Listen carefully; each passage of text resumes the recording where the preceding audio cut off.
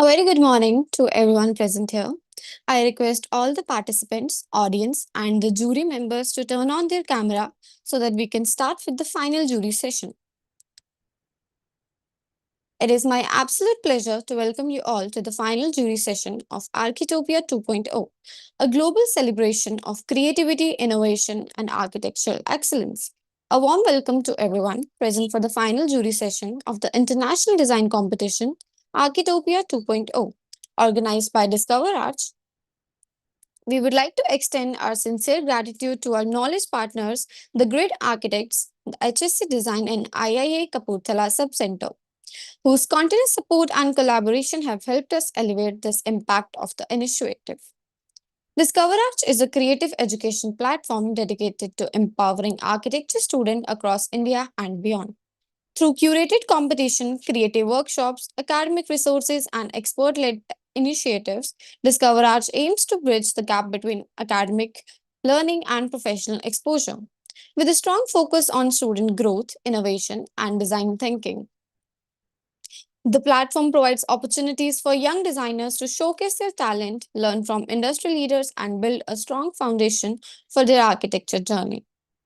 We would also like to express our heartfelt gratitude to Dr. Nagendra Narayan, President of IIA Kapurthala Sub Center, for his valuable guidance, encouragement, and continued support in making this event possible.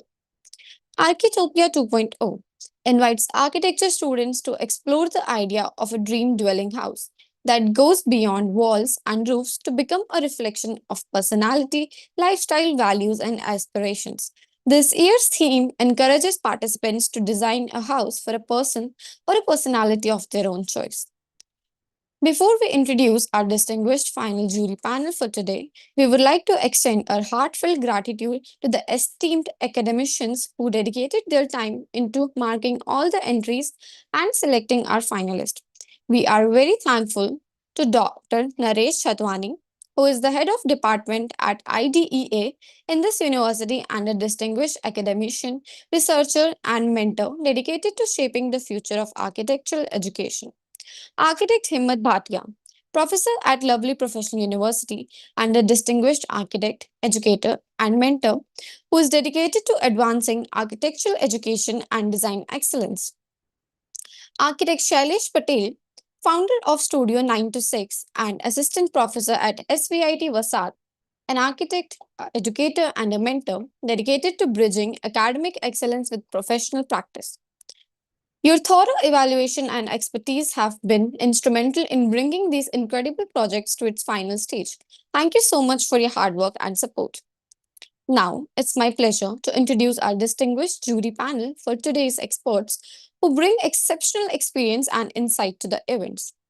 We have architect Bhadri Suthar, co-founder and co-principal designer at the Grid Architects Research and Design Studio, an inspiring architect, researcher, and a design leader shaping the future of contemporary architecture. Known for her research-driven and context-sensitive approach, her work seamlessly blends innovation, culture, craftsmanship, and sustainable design. Through practice, research, and mentorship, she continues to inspire architects to create spaces that are both meaningful and timeless. We are honored to welcome her to the Architopia 2.0 jury panel. Thank you so much, ma'am. It is an honor to have you here with us. We also have architect Hiloni Sutaria, founder of HSC Design and a visionary architect known for her thoughtful, context driven approach to architecture design. She is a vocal advocate for the sustainable design, humanitarian architecture, and the use of technology in design. In 2020, she pioneered India's first VR furniture and product exhibition. Through her design philosophy and commitment to excellence, she continues to inspire the architectural community. We are so delighted to welcome to the Architopia 2.0 jury panel. Thank you so much, ma'am, for giving us your precious time. At last but not the least, we have architect Mahesh Rameshwar Bangar, founder of Studio 7 INC and chairman of AESA Pune, an accomplished architect, educator, and design leader committed to advancing architectural excellence through innovation, collaboration, and practice.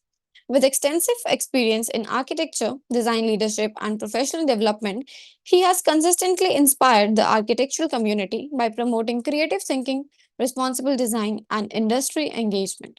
His dedication to nurturing young talent and strengthening architectural discourse makes him a respected voice in the profession. Thank you so much, sir, for your esteemed presence today. So, now let's move on to the highlight of the day, the final jury presentations of Architopia 2.0. First of all, to all the participants, congratulations on making it this far. Your dedication, innovation, and design thinking are what drive the future of our built environments. We wish you all the very best. And now, before presenting, I would like to mention some rules for all the teams. Each team will get 5 minutes to present their design, and after that, 4 minutes the team will be reminded to conclude in the remaining minute. No team will be given extra time. All the participants should keep their cameras on, and after explaining your design, the jury will ask you questions. So now we will begin with the jury of team 1. I'd like to invite team 1 to present their work.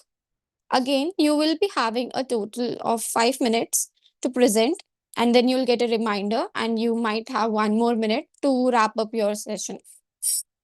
So, team one, can we have you here? Yes. Okay, amazing. So, let's start with the session. You may start presenting.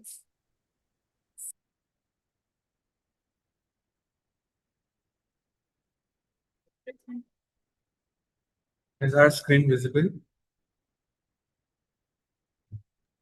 Yes. Good morning, everyone. I am Zainab. And I'm Anirul, and we are Team 1. So, Throughout history, architecture has always emerged from the earth. from the caves carved to the houses and landscape, to the tree houses and the floating houses, but we thought what could be done more.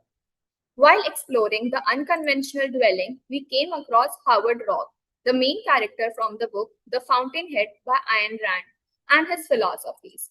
In the book, he is an architect who believes in never playing by the rules, unyielding commitment to his vision regardless of any external validation. No building must copy each other, pure uncompromised creation. It should have an organic relationship with the site, and architecture should grow from sight rather than imitation. Now, architecture should grow from sight rather than imitation, and that question mark of ours, we thought, what if the site was air itself? And we thought, let's make a flying house and laugh. But then we thought, what if actually the site is air? So we present you our project, The Descent, a suspended studio that collaborates with atmosphere. It represents transition between two states of living, taking the person to a newer space. As the studio descends, user gradually disconnects from the collective space and enters the solitude, surrounded only by landscape and atmosphere. The studio becomes place for reflection and the creativity. Rather than ground railing, it occupies the landscape and the atmosphere surrounding itself. So the atmosphere becomes more than a space, it becomes an inhabitable space. The plan follows the same philosophy. The upper level contains the shared living spaces, mainly parking, drawing room, and most importantly, the machine room. Private functions remain connected with the dwelling. These are the family spaces with all the private functions. There is no level 3. It only appears when the studio descends. The suspended studio acts as the final destination of the spatial journey. The primary dwelling uses hybrid steel system consisting of steel beams supporting composite reinforced concrete floor slabs. Steel was selected to achieve long cantilever spans while reducing the overall structural weight. All structural loads are transferred through the primary steel frame into columns, which are anchored directly into the underlying rock. The suspended pod is designed as a lightweight steel framed volume enclosed with glass and lightweight cladding. The pod is suspended by four structural steel cables connected to a motorized house. A central circular mast represents or prevents the lateral movement in the whole structure, and it helps in the vertical direction. This was a dream dwelling, the descent. From a simple question, we explored a different way of thinking about home, where movement, nature, and solitude came together to create a unique living experience. As being architecture students ourselves, we always asked that what kind of space specifically we both needed. So it was always a space which is into our nature and we are disconnected from the main chaos of the world. So we can just enjoy our place and we can think individually. So this was our dream dwelling. And these are the sheets that we presented.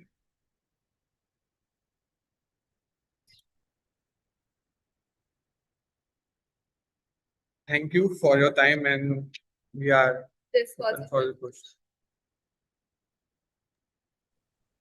So I guess team one is done with the presentation. I would like to invite our jury members to start with the jury discussion and ask their question, give their reviews.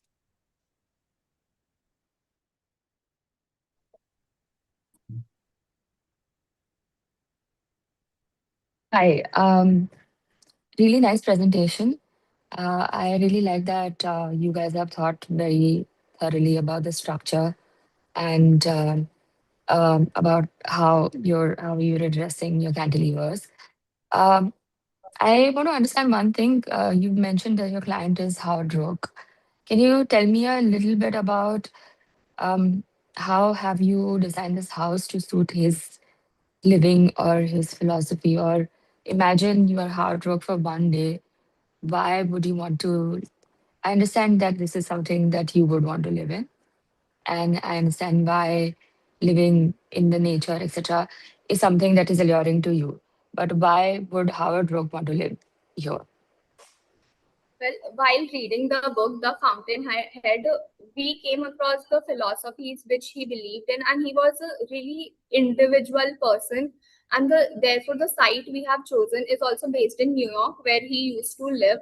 And it is, we designed the house in a sort of hilly area where it is very excluded, and all the materials, the palette which we used, that was very much of his personality, which everything that we read, and therefore we decided to make a descendant studio too, because it would create a space which would give him a transition, that when he is in a house also the studio can act as a transition space when it descends, and all covered in the nature it will be.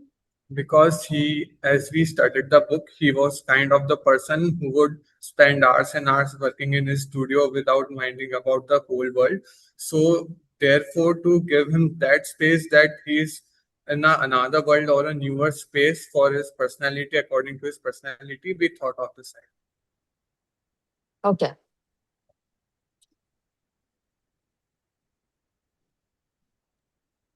Go ahead and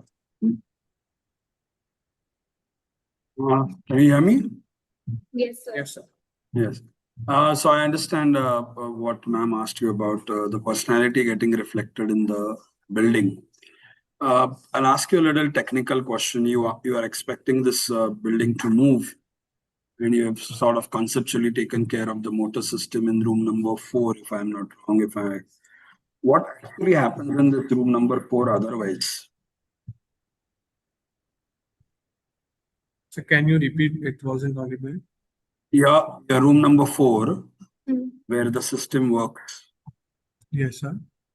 What happens in that room otherwise? The motor keeps running every day, or it's just while? What is the function of that room? That function of the room is specifically, it's like a machine room of an elevator, which is similar to the machine room of an elevator. So in this, what we have designed the machine room only works when the studio needs to go up and down. When it ascends, so there is a flush system through which the studio will be stuck and locked, so there won't be any need for the machines to work. And when the studio descends, there also we have provided a steel plate downside, so it again descends and rests on it, so the machine hasn't had to work. So only when the studio has to move up and down, the machines have to work, and the room works as a similar machine room like there's of elevator containing motor and other systems. Right. But my concern is, uh, you had a valley view to the machine room also. Like this machine room could have been a little discreet in its location. You could have positioned it somewhere in a manner where it doesn't it doesn't take away the beauty of the view towards the valley, right? Yes, sir. Was that possible? Plan. Uh, we Sir, as you can see in the plan, the machine room is on the level 1.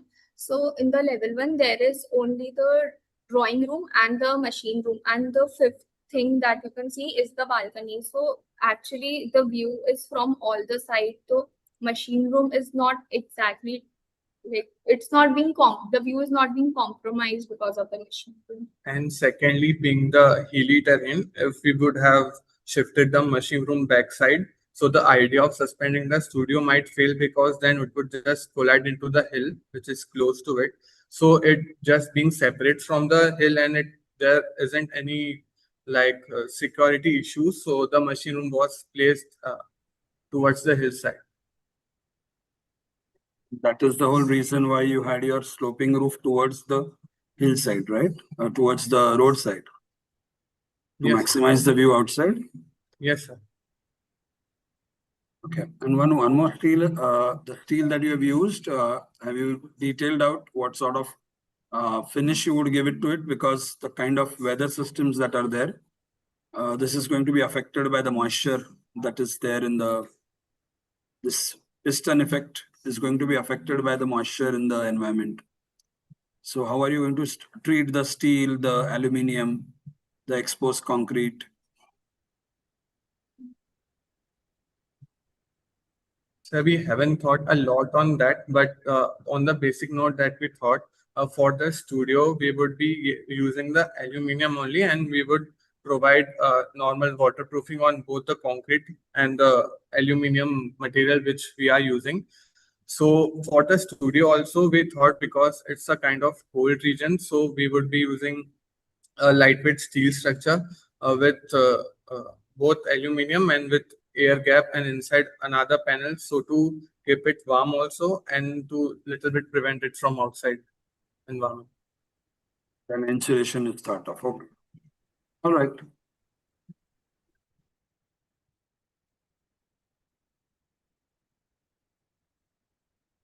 Can you hear me? Yes, sir. Yes, ma'am. Unfortunately, there's some glitch with my video. We'll figure it out. So, very nice, Anirudh and Zainab. Seems you worked hard and answered all the questions that were asked to you. My quick question to you would be, you've designed this with the perspective of COVID, right? Sorry, can you repeat? Have you designed this only with the perspective of COVID? COVID? No, it's like a secondary house or a kind of personal space or a studio for the main architect. For? For our client, which is Robert Hawk. So according to his personality, it is kind of a secondary house, which usually people have to spend their time. So it's kind of that. And how far is it from his first home? It's around 1 hour. It's around 1 hour from 1 to 2 hour drive. from the New York City, the main place. And whatever materials you've used, if you're talking about sustainability, so if it's 2 hours from New York, you're getting everything from New York, right? Yeah, kind of, yes. No, it can't be kind of. It has to be either yes or no. Yes, yes. Between 1 or 2 hours difference, there's a 1 hour gap, isn't it? So if you haven't thought, it's okay.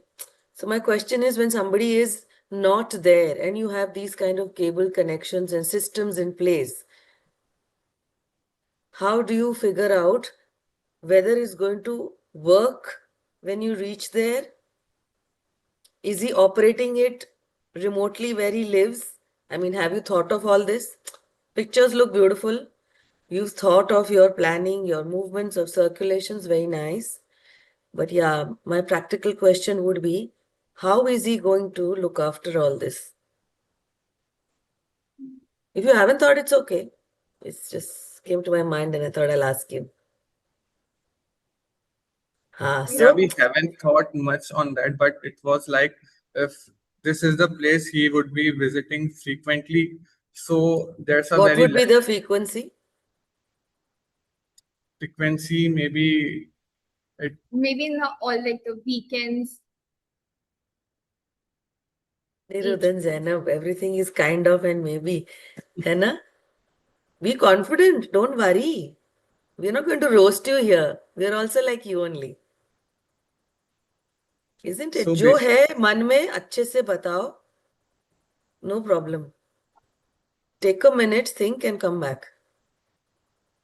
Design is great, but I'm trying to understand your what are the emotions of you, of your client and to the place. I need to understand the link. That's all.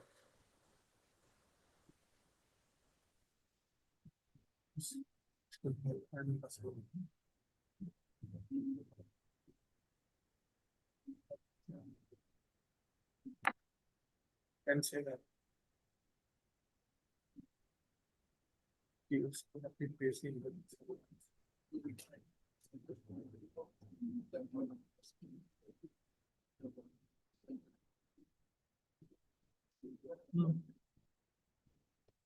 Ma'am, as Howard Rock is really portrayed as a workaholic in the book, so what we feel is that all the weekends also he's some person when he is in the room he just lives there for a while. So whenever he visits, it will be for a longer span only, and the probability he'll visit this place is very frequent because it is not very far and he really likes to be alone. And as New York City is pretty crowded, so this would be his safe place. And the probability would be he would be visiting every weekend with his family. Okay, thank you. Thank you, ma'am.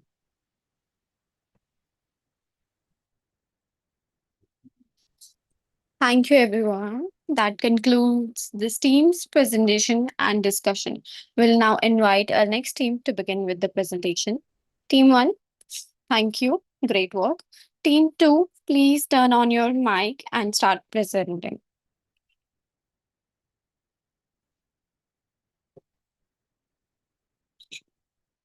While we are setting up for team 2, I would like to take everyone to take 2 minutes and prepare themselves. We are trying to fix the camera issue with Suthar ma'am. So yeah, team 2, you shall wait till we ask you to stop.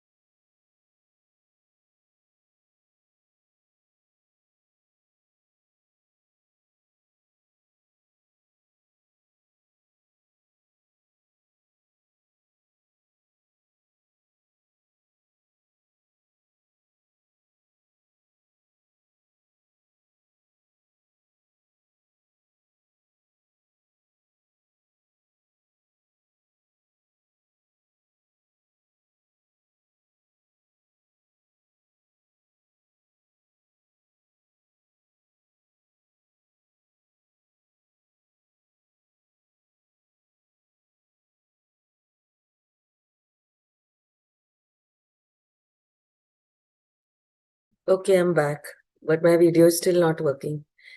We'll figure out something. It's okay. Go on.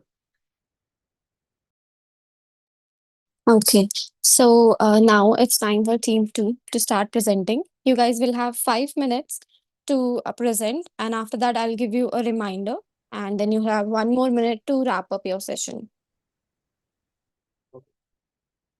So can we start? Hello. Hello. Yes, yes, please go ahead. Yeah. So good morning. So we are from NITC and we are going to present our design that is the last field. This is a home that is for the client profile of this home is like the grandparents who are living in their 60s and 70s, and the design is named the last field because it is not exactly the last field, it is the last phase of the life which is being represented in the world. And so, as I said, the clients, the grandparents who are living in their own site, which is the paddy field. It is present in the East Kashi Hills in Meghalaya. So this particular site is their farming land. So the major issues they have faced are like the major issues they face are since they have their previous home or like a hut home nearby, they couldn't go for their eating time, that is like breakfast, lunch, dinner are being prolonged, or maybe they skip their breakfast. And also, though this is near Chirapunji, which is really the wettest place because of the monsoon rains, but still here the soil is really high, because of which the irrigation is not channelized. And also, we have designed in the colleges for protection from summer or sun. But here we are protecting their whole lifestyle from rainfall. And also, as I said, there is no time for supervision of the field. So if you have a house in the middle of the field, our idea is to make them available for the supervision of the field. And also the other problems are basically they don't have a shelter. And our particular design ideation is for the dream dwelling is not something that is luxurious or provide a guest house kind of feel or a resting home place of retreat. Our design is building a house dwelling to support a living system. So this is the form development. So the initial forms are derived from the uh, circular object because circles are always really soothing and also creates a calm environment. And also the cone. The Meghalaya people who do farming have a cone hat because it is already designed to prevent them from rain because of the slope. Similarly, we have incorporated in our design, and also we have formed a funnel-shaped hut design will be explained in this section. And this is the spatial planning, which will be explained by Ish. So, starting off with the base plan, we have a separate place for the cattle and also a place for the water tank. You can see in the plan of the water tank that it has a separate space for the storage of water and also a space for the micro hydro turbine, which we have integrated in the building. Next comes the first floor plan. It starts with the veranda. This veranda is Sorry to interrupt you. Yeah. Just a moment. Can you move your mouse to whatever you're saying that where it is? Yeah. Yeah. Yeah, so this is the basement and this is the ground floor. This is the first floor plan. So the entrance is as you can see, we have to enter into the house through the veranda, and this veranda is used to supervise the paddy crops from the house itself, and also it can be used as a resting space. After entering into the house, you can see a living area. The thing is, we have integrated the living area and dining area together. Usually in rural places, they don't separately have a space for dining purpose. So we have integrated both together, and then comes the electrical room. Since we have micro hydro turbine in the house, we need a separate electrical room to protect all the electrical appliances from the heavy rain. So we have provided a separate room for that as well. And then comes the kitchen, and then storage area, and then bedroom, and then visitor room, and then a separate storage for crop storage and for the tool storage. And we don't have a room for this door for this particular room because it will be easier for them to access it. And then comes the material palette. all these materials are vernacular materials which are found near the Kashi hills.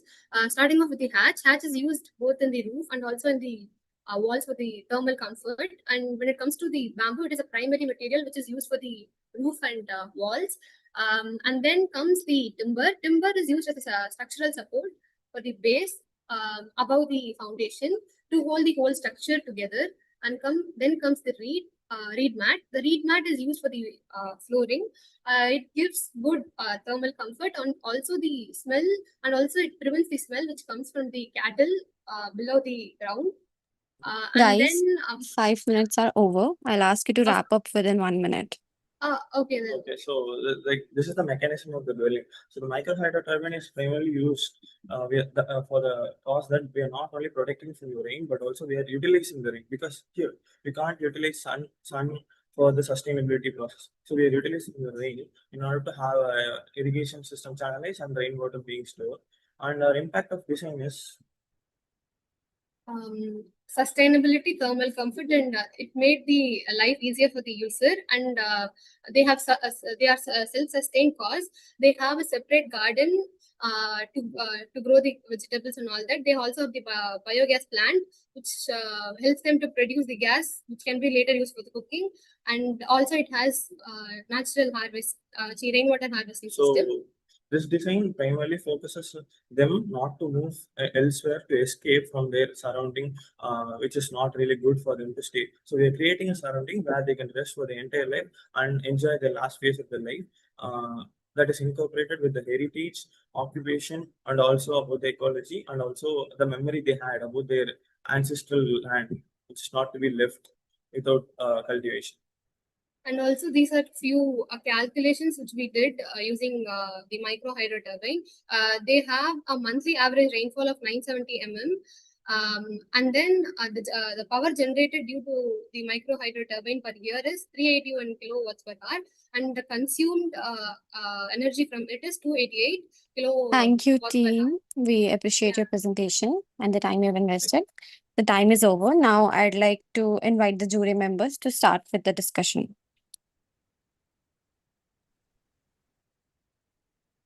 Hi. So I like your presentation.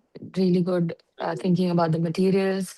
It's good that you have come up with the numbers as well. To me, one question is very pertinent in this, which would make this usable or not, is that you are designing this for grandparents. Where is the accessibility? Like even my grandfather is a farmer, so parents who do farming are really good at their daily activity because of their daily habitat. So I just don't want to make them like other people who are in corporate, who want to just rest for their life. So there are people who will not rest because that is what they enjoy. So that particular client we have choose. So we are not restricting them. Instead, we are making a space for them to enjoy. Um, okay, they are very active, but you are making this for them to live till the end of their life. That's what you said, right? That's exactly the words that you used. Do you want to give them such a large staircase to use till the end of their life? Like we don't want to use like much of the land for the house itself. So we had a cattle beneath, and the cattle thing also has a advantage of providing a thermal comfort. So we just don't want to. Fair. Could you not make a ramp? Could Ramp you would have not make accessibility lift? lift will cost more. Like in order to cost cut off. I agree that the staircase is a problem, but we have provided a spiral staircase kind of thing that could be easily climbed, and also the tread height is not that high. What So ma'am you is don't. trying to tell you is that at some day in their life, the accessibility is going to become an issue. And because you chose a circular form, you could have easily thought of using a ramp around the circular form, which would have solved your problem, right? You had that opportunity, you had the surface area, you are not utilizing all the faces of the building. So you could have might as well created it into a ramp. Yeah, and this is even more so pertinent because your client are grandparents. It's not someone who is 50% of where one the time that they're going to live, they might need to use the features. Also, you have talked about the sustainability aspect of how that's great. Tell me, how do you make it usable in their everyday life without any effort on their part? Let's say tomorrow Regarding, they're, yeah, okay. sorry, go ahead. No, continue. I just No, no, want no, go to ahead, go ahead. no, like I'm asking like what are you asking about the usability? Like based on the sustainability part. Yes, you have made a cattle rancher beneath the house. You made this house with the materials that you have made it, right? If you're looking at it as, I understand that you are not looking at it as like a maintenance or an, how does a person, do your clients use this in everyday life? But let's say you had to look at that. So tell me, how does that work in their everyday life? Like the cattle part, uh, no, sorry, like how the materials are getting affected in their daily life, the sustainable material. Yes, the patina of materials, or let's say that if there is rain, how do you kind of Okay. sustain when the cattle sort of moves around? The materials are great, but they come with their maintenance. Yeah. The wind turbine, the wind turbine, and you have added one more. What was the other thing that you talked about? The funnel shaped roof. Yes, the funnel shaped roof, and so that all comes with its own set of daily use rigmarole. How do you expect your clients to keep on doing that in everyday life for the rest of their life? So the roof part is like it will not get flied away or something, and the shape itself provide a leverage to channelize the rainwater without putting the force much on the shape of the roof. So and also like in order to prevent the leakage from the roof, we have used like inner layers also. Sorry, And what have you used? I couldn't hear you. beneath the half bamboo, we have used another material Which is? that which is thatch, and also like probably while building Okay. itself we have a uh, like polished cover above the thatch, and above that we have placed half bamboos. So Okay. uh, it is that the water will not get in and disturb the living areas and other usable areas. Also, when we talk about the wall,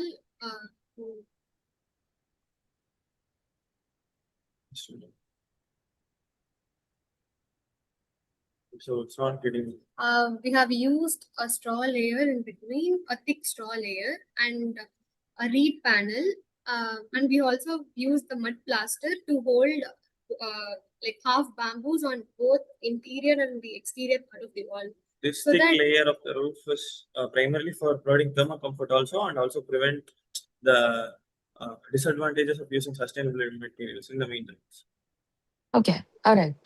I won't take a lot of your time, but I would urge you to do a little bit of research on how do these materials age. Yeah. No. Okay.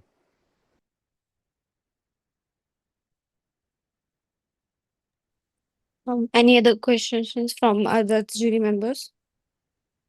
I think I'm good. Okay, very nice work, both of you. I like the way we worked out the circles because it's very difficult to work out circles and it's very well thought. Sustainability, I think, also for your age, you worked out the impact and all, which is very important. Technicalities can always be worked out with other consultants, so that's not an issue. But one must do research, that I do agree. But I think overall, there is a lot of thought that you've given to it. What touched me most is the cows that you have incorporated there, because that is so important for our country that we need to go back to our roots. And that is only what is going to help us to evolve as designers, because AI can take over everything but what happens when it comes to emotions and feelings, and the fact that you have cows there. But yes, the question is, did you put the cow there? What was available, or the picture that was available, or was there intent in putting that particular cow there? No, like in that particular region of India, like cows are mostly like this. And also we have provided two cows and one calf because they have already been growing them up in some other place nearby. And they wanted to not go and see those cows in some other place. Again, they wanted to have it in their house in the middle of the field itself in order to supervise it easily. How far is this? How far this would be from where you live? I mean, what would be Like initial, the yes, distance of the city from where they are, where you've proposed this? it is around like if you walk, it will be for like 20-30 minutes. And electricity and all? Like in many farmlands, there is not continuous electricity, and Mm. we have chose like in the previous place where they live, they had electricity, but here, because of the distance, like they work So through. basically, there is a fluctuation in electricity, right? Yes, ma'am. So that's why we provide a sustainable So versus, electricity for them, their houses. so if you couldn't do a, you should, there are many types of lifts that you can have. You don't need to have a very high-tech lift, isn't it? Even in cities now, we started using small industrial lifts. When in a commercial building, it is not viable, and you have a shop which is external or a restaurant which is external.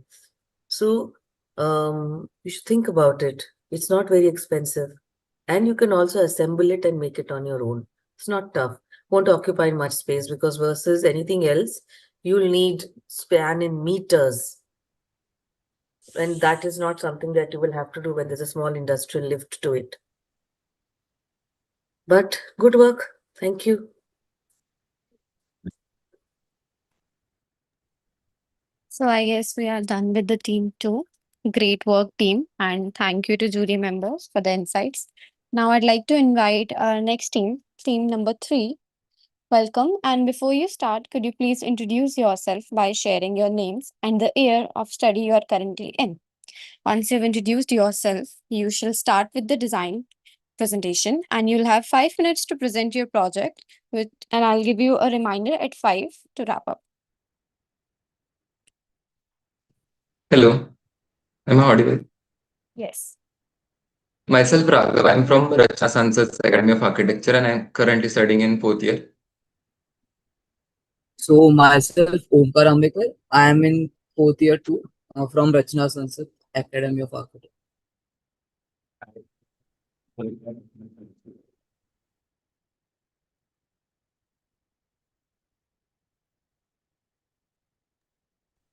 Guys, if you're done with the introduction, start presenting.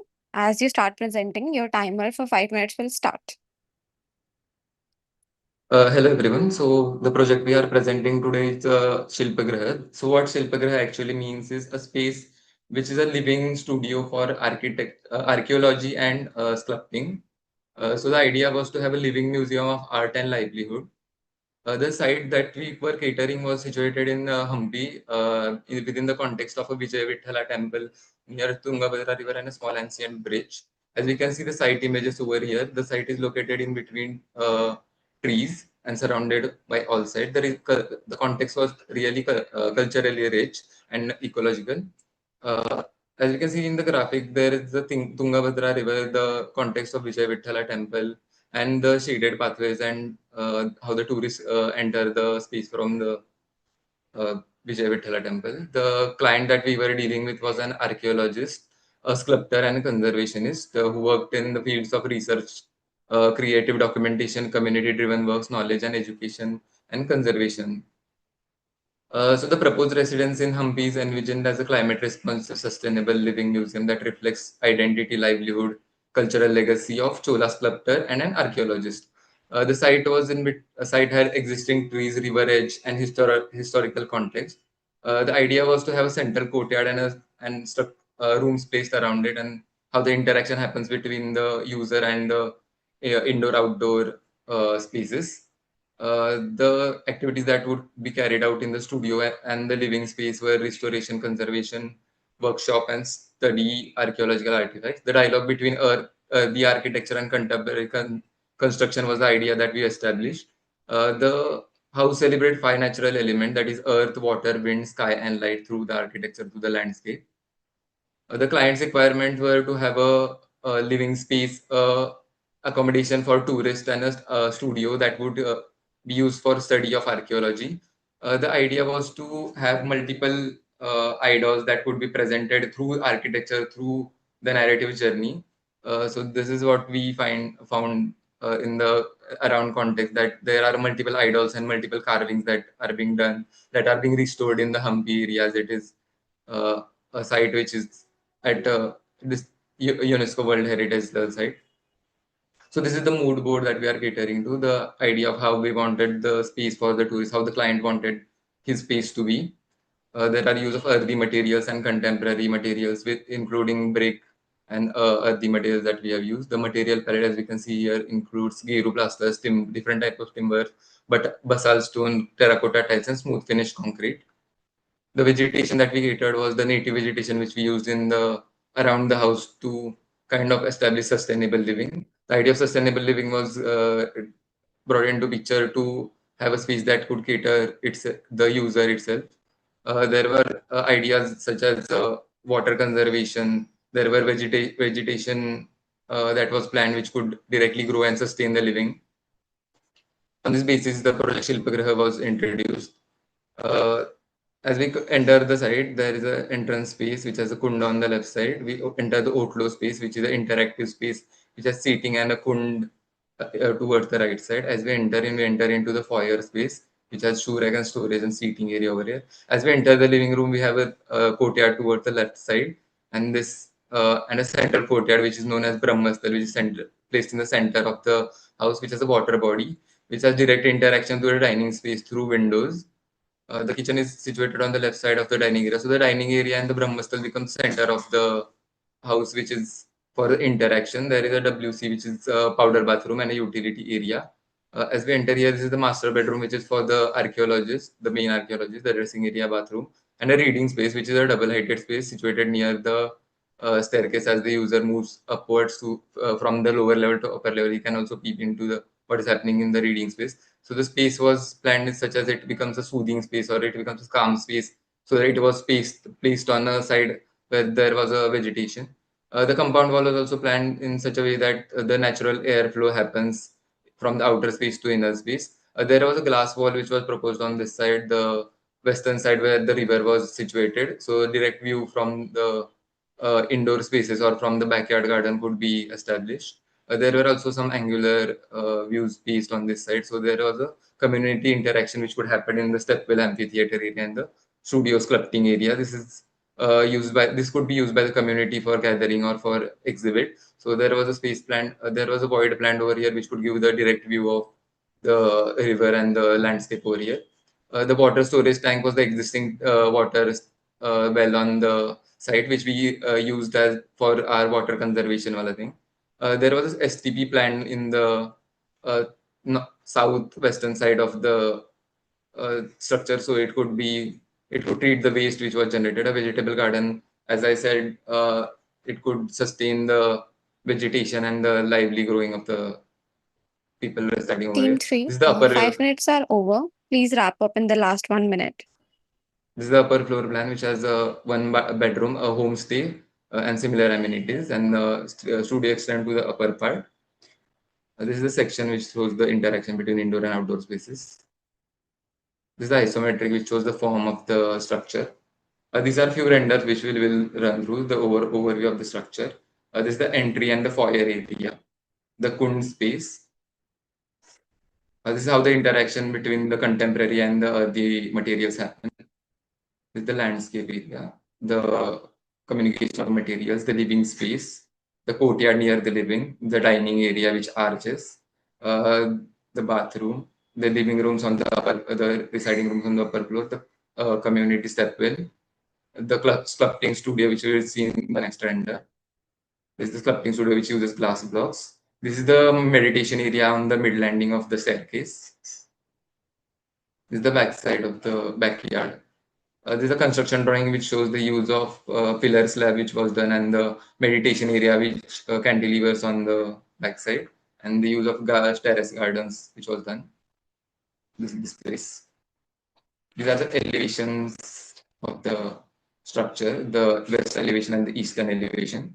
These are some of the construction techniques which were used. That is the rat trap bond which was used. The rotor dome was used on the upper floors to kind of distribute the load, and the pillar slab which we saw in the render the structure. Thank you so much, Team 3. Your time is Thank over. you. Now I'd like to invite the jury members for the discussion.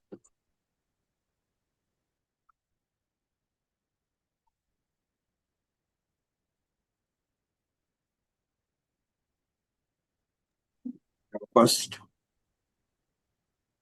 um, team three, good presentation, good thought process. I have two concerns actually. I was very happy with looking at what you were trying to do in terms of designing, but I'm not sure whether those glass blocks were really needed there. I understand they are to the northeast and they bring in the diffuse light. But with that context of Hampi, I thought those glass blocks were not a right fit for material choice. What is your opinion on it? So the major reason that we used the glass block was to get in the diffuse light inside the structure and to experiment with the material, how the interaction between a earthy material and a very contemporary material happens in a space. So that was the main idea that we did. Right. My other question is about the grid for the whole design. I find there is this Brahmastal and there is a whole idea of creating a proper grid to the entire project. And then you suddenly decide to skew your amphitheater, the stepwell, and the sculpting studio and the research studio. Uh, what thought process went into creating that grid? I need to. So mostly the grid-based planning of the living area was based on the what we see in our previous, like the vernacular architecture, or the architecture of the Harappan civilization, how the spaces are planned in a grid format. But the spaces like the studio was planned in a contemporary basis, that it becomes a different experience from the interior living area, like not a typical what we experience in a typical squarish shape, how the working studios or how the artist studios work, but to have a dynamic or some kind of flow in the structure. So that was the reason that we planned the curvy uh, archaeological studio. And the reason why we placed the stepwell next to it was to have an interaction between the studio and the stepwell wala space and the landscape in the outer regions. So that gives me another question. Sorry. Is this place going to be open for visitors to come in and do workshops? Not it is open to visitors. They cannot do their workshop. The workshop will be organized by the archaeologist or the sculptor himself. There is a back entrance which is planned on the back side, which also I'll just show in the plan.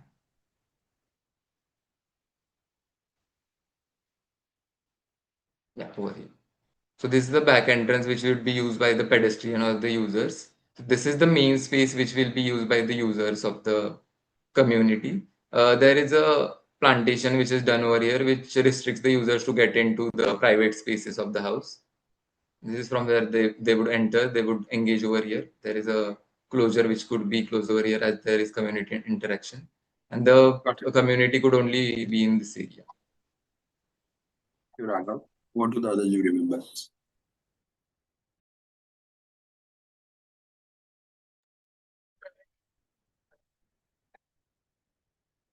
Very nice presentation. When you started off and you spoke about, the native plants and the mood board and the kind of techniques that you wanted to use, you were going so right. It was so the way any student or any designer at any age thinks, even if it is me or Mahesh or anybody. When you showed me the floor plans, also, it's very interesting. So, what's your total built area?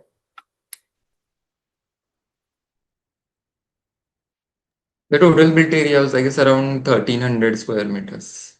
1300 square meters, right?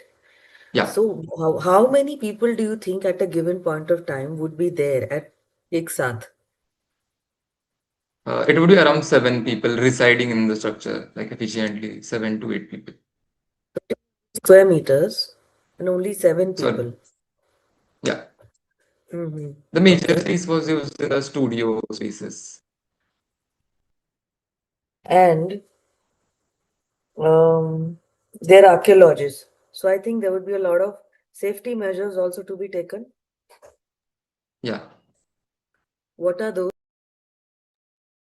So as the archaeological, this residence specifically deals with the restoration, the clay sculpting. They kind of they research in what they research around the area in the Hampi. They just segregate this, and the archaeologist and his team, or maybe the one who is staying with him, just researches and uh, what do we say? Yeah, so basically some security measures will have to be thought of. Overall, I think तुम दोनों ने इतना सोचा है. You put in so much, and the way you worked your bricks and all is really it shows all your hard work. It's really very nice. Somewhere I think doing, bricks and the forms and the grid, and then suddenly those glass bricks, then kund. So kahin thoda sa I feel focus if you had stuck onto some. So always when you design, there's a core philosophy to it. So if there is something to share, otherwise for me, it's good. So the idea was to have a fusion, like we were planning spaces, but what we see in vernacular spaces or the spaces made with brick, they are totally brick. What we see in maybe what we see in Laurie Baker's architecture, the spaces are totally brick. But the idea was to have a fusion as it reflects the this person staying, the archaeologist staying in the space. The client was such an interesting person to cater to. Like he had a uh, like a background of a really research based person, but also he's really like what we call a person who is living in today's era. He's also modern, but has a thought of past. So that we wanted to show in our structure the character of That the I understood. I was client. just talking about, so in one sentence, if you can, because I think we'll run out of time. So you should No, be it was crisp just when the you give your fusion and answers, the all of you. experimentation. So when you're designing something, what is your core thought or core philosophy or a core focus that you stick to normally? And then you design around it. You have a lot of aspirations, but can you accommodate that? That is always to be thought about, but it's okay. The fact that you've experimented so much is also commendable. Thank you. Thank you, ma'am. Thank you.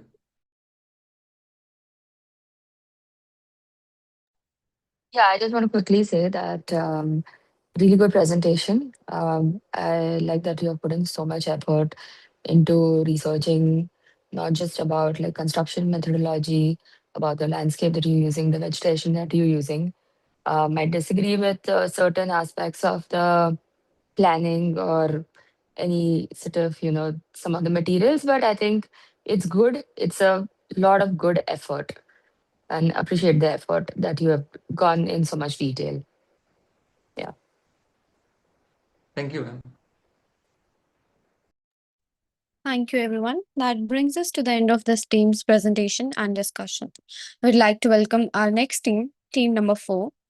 And before you begin, we'd love to know who you are. So please introduce yourself by sharing your names and the current year of study. You'll then have 5 minutes to present your project, and then I'll remind you that the 5 minutes are over, which will leave you with 1 more minute to wrap up your whole presentation, and then we'll move on to the discussion. So, ready when you are. Uh, is my screen visible? Yes. Hello, I am Sashwat. I am from Chandigarh College of Architecture. I am currently studying in third year.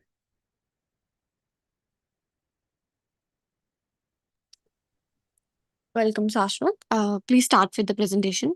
So these were the sheets presented by us. And this is sheet 1, and this was the sheet 2, and we have made a detailed presentation for what we wanted to present.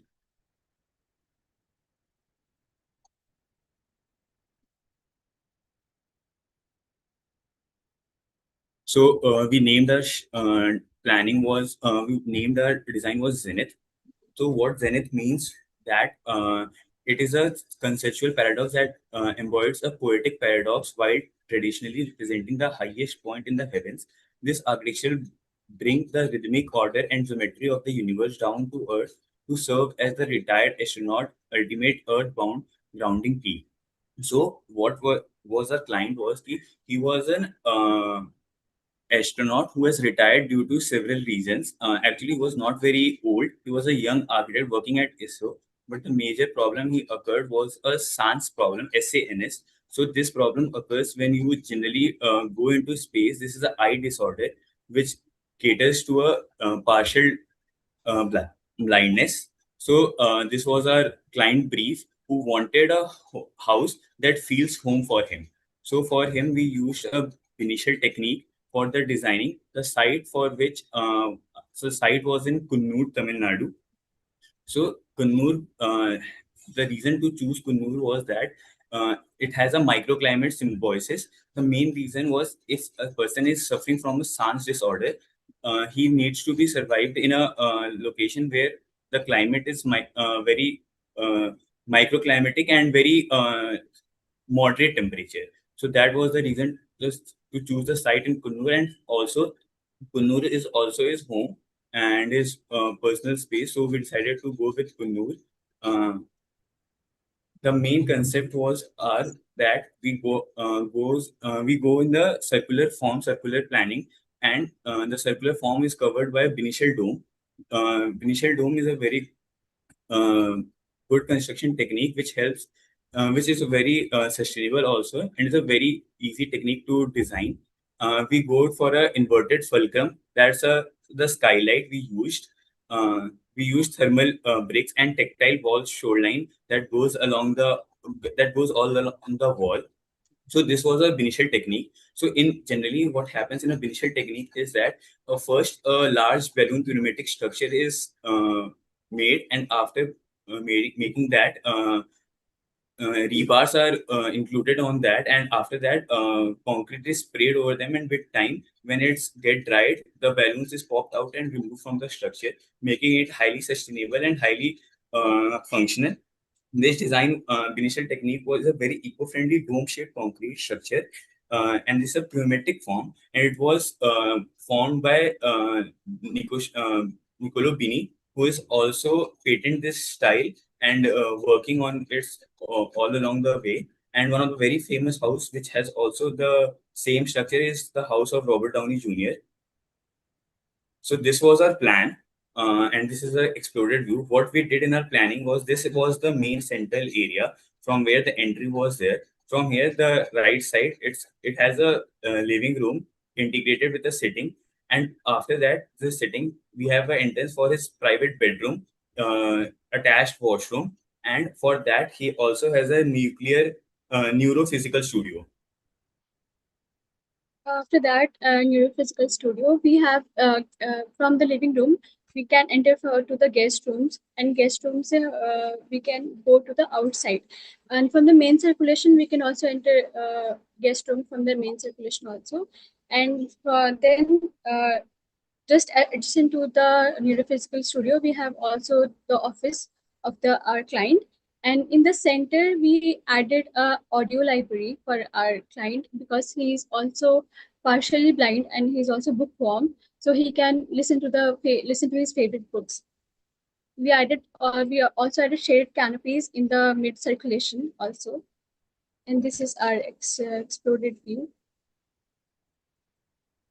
So this was the section we made for that. So according to the size and habitable areas, for the bedroom area, we made the habitable room of the required habitable room is 2.7 meter. We made the height of that area, that this one is the bedroom area. This is 2.9 meter, and the highest point of the dome is 5 meter. And over that dome, the inverted fulcrum or the skylight is placed, which has the highest height of 8 meter, and it resides along by the way of the sun movement, and the shaded pathways make it possible for the client to look, and actually he is partial blind and he can't see anything clearly, but he has the sense of lighting and shadows. So we have incorporated the skylights in such a way that in the bedroom at morning at a certain time, it has a certain amount of light that it make the client understand that it's morning or it's a certain time. And according to the skylight and according to the daylight, he can sense the place. And also one major thing what we did in this flooring area is that the flooring is designed for a partial blind resident where different flooring materials help in understanding and navigating the space. Soft carpet is used in bedroom for privacy and comfort. Wood flooring marks the Team semi-private 4, your area. 5 minutes are over. Please take one last minute to wrap up the presentation. Okay. And allowing the user to move through the house with greater confidence and independence.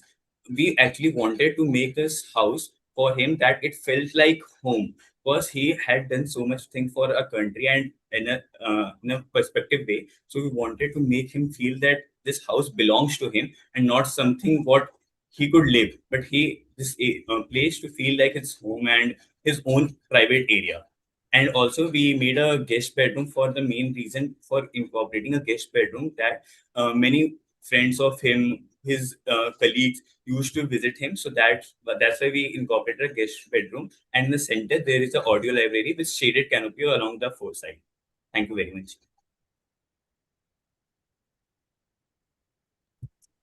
Thank you, Team 4. Now I'd like to invite jury members to start with the discussion.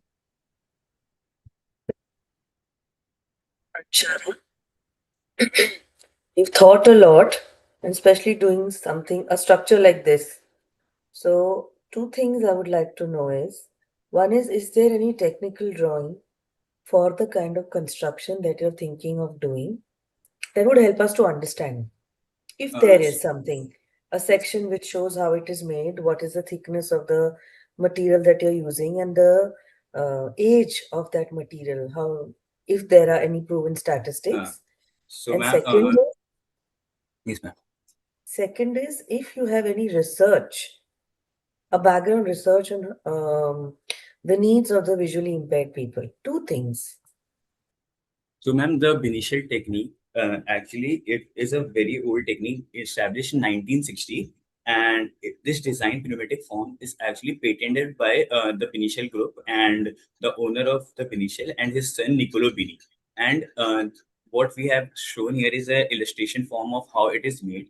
So, actually, the first thing is what we do in is first we make a balloon structure along the way in which form we want to make the structure, and over that we form a rebars, and over that concrete is sprayed, and the sprayed thickness is generally of around 150 mm, and to it lasts from 150 mm to 300 mm. It depends on the requirement and what we want. And the one thing we did is, if you see in the plan, there are simple curves after a certain period of time. This is made when the initial technique is made and is constructed, there is a certain bulge is made so that the structure itself supports its structure. So this is an arc. Generally, it's a arc form which supports the entire 4 meters front and back to make the Sorry structure to very interrupt you, stable. Shashwat. Yes, ma'am. I understood all this when you explained. A Yes, very ma'am. simple question was if you have a sectional drawing No, or ma'am, a we don't have a section. section. हाँ बस We तो don't. हो गया बेटा, मैं समझ गई आपने जो बोला था वो. Yes. मुझे सिर्फ देखना था कुछ हो तो. Don't worry.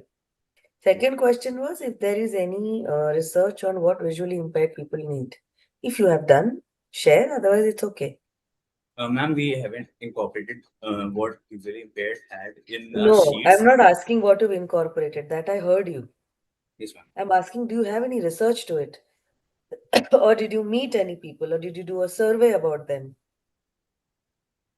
It's okay. Ma'am, नहीं for किया an तो. impaired, ma'am, for an impaired, we all know that the textures are very important for them to feel, to access any space or anything. I know. I'm just a simple question is have you done any research on it? If there is, do show. Otherwise, it's okay. It's fine. No, ma'am. Okay.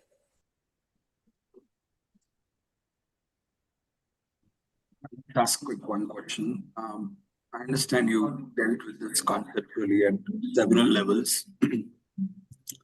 He's partially blind, the client is partially blind. Is that volume really required for him to It's an unutilizable volume of 5 meter to a height of 8 meters. It's a ground floor structure. Do you really think that volume was required for that kind of space that he was going to use? Actually, yes, sir. What we tried to do here was, like, if he's in his bedroom, the height for that room is 2.9 meter, and over it, it has a 3 meter wide opening that is an inverted fulcrum skylight. So, what makes this that the light that comes along that room makes him visualize how that room feels, how that area experience. So, if he moves from a place, from a like living room to bedroom to his neurophysical studio, the volumes, the light, like the light it has, it makes him visualize or feels the room how it is volumetric and how it is small or big. Or that's why our inverted fulcrum or skylight was of different sizes that makes the room feel how big or small that it is. Fulcrum decides the quantity of light that comes in, and the light sort of guides the Yes, sir. user. Yes, sir. Right. Okay. Over to Hiloni, ma'am. I just have a couple of questions. One, you're not giving any windows. There are these skylights, etc., but not any windows at eye level. Am I correct? Or Yes, ma'am. just correct me if I, yeah. There are Yes, ma'am. no You are windows. right. For someone who's partially blind but can see light, as you mentioned, would it not be important to bring in more natural light? Ma'am, actually, the main reason was of not giving the windows was he's partial blind. He can feel light or darkness. It's just that he can't feel more than that. So, the main reason for giving the skylight is that the skylight not just navigated, but not just gives a proper lighting to his interior spaces, but also guides him to different spaces. And the main reason for not giving the windows was also that he can't see through windows and he can't feel that windows in such a way that every other person feels. That was the main reason of giving a skylight instead of a window. Sorry, what do you mean by he can't feel the windows like every other? Does he Ma'am, not need ventilation? Does he not need to look ma'am, like, ma'am, yeah? like the ventilation can goes like this gate openings and the skylights. The skylight which we have has also openable glasses. So Do you at have any different detail of that? no, ma'am, we don't have that skylight details. Okay. All right. One more question. You mentioned textures in flooring, etc. Do you Yes. have any textures on the wall? No, ma'am, we don't have a texture on wall, but we have a tactile wall shoreline. A continuous textured architectural shoreline runs along the perimeter wall. Like it runs along the perimeter, which if he touches the wall, he can feel that he is in a certain room. To that guides him his circulation. Okay. The And interiors, yeah, yes, sorry, go ahead. the interior textures depends on the rooms. Like a soft textures in his bedroom, a No, little harsh. that's what you have incorporated in the flooring. Yes, ma'am.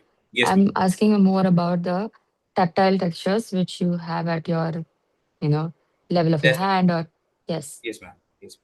So I guess that's not. And one more, is your window not having a window, is that a conscious decision or is it because of the Bini shell? No, ma'am, it's not due to Binishal. It was our intended decision because in So Binishal can you do also, windows with Bini yes, shell? ma'am, Binishal can do windows and Binishal can also have a large openings and whatever we want, we can So then incorporate that. it's not even that, and it's according to you, it's not even Yes, ma'am. that, but it's your conscious decision not to put windows. Yes, ma'am. Okay. So yeah, I think a little bit of research was required on someone with partial blindness because I don't see a lot of incorporation, even in terms of your planning. You go to your plan, there is not a lot of there's not a lot of sensitivity shown to someone who is moving through the space. And how do you design partitions for them? How do you design like divided spaces for them? I don't see a lot of that in the plan. Agree that you have put in a lot of thought to your structure. You might have done the planning in the way where you have done it according to, you know, how he moves across the space or through the day, etc. But I don't see a lot of sensitivity to your clients' needs. Yeah, that's it. Thank you. So I think the team four's presentation has been concluded. Thank you so much for the effort. Now I'd like to invite team five. Please come forward and start with the presentation.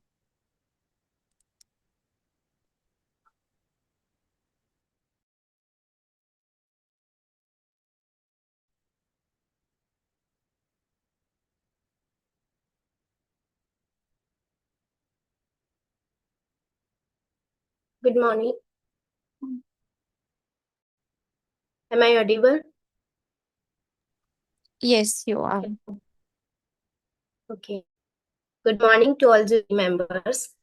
First of all, thank you for giving us this opportunity to show or propose our Rooted in Mountain project, present our proposal.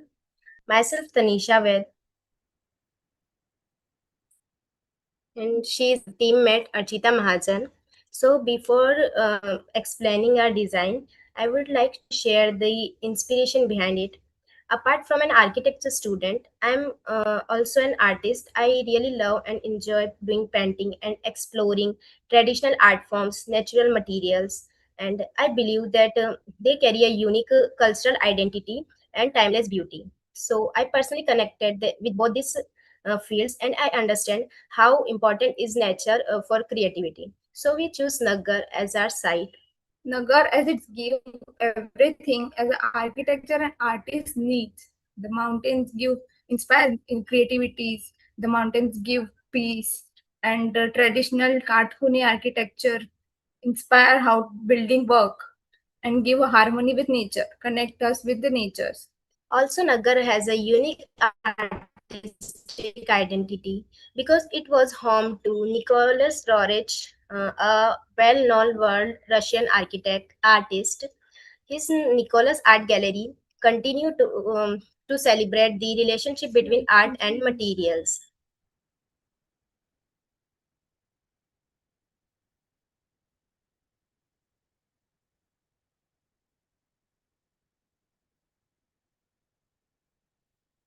So our site is in Nagar. It has a slope terrain. So we, with the terrain, we design our building, our orientations, and the climate of the Nagar is cold and it's dropped down in -degree also. Sometime with the pine and surrounded with the pine forest and the view of valleys and high Himalayas mountains. The site is surrounded by pine forested and Yuda forested and Bees Valley and Himalayan mountains. The concept is to design a design that follows the mountain, not against it, which reduces the site maintenance and site disturbance, preserves the landscape, and create different levels which connected the terraces of different floors. Also, the one of our idea is to design the hierarchy of the buildings, like we have public place in ground floor, then living space, then creative space, then the retreat at the top level. So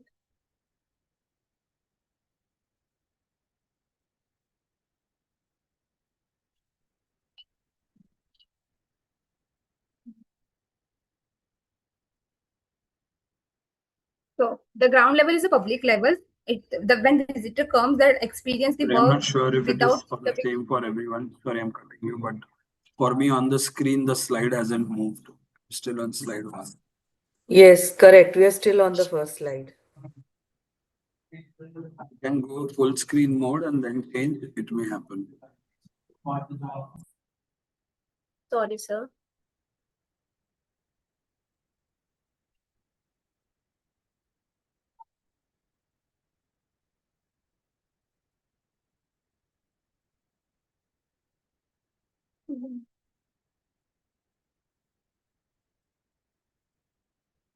Sir, is it visible?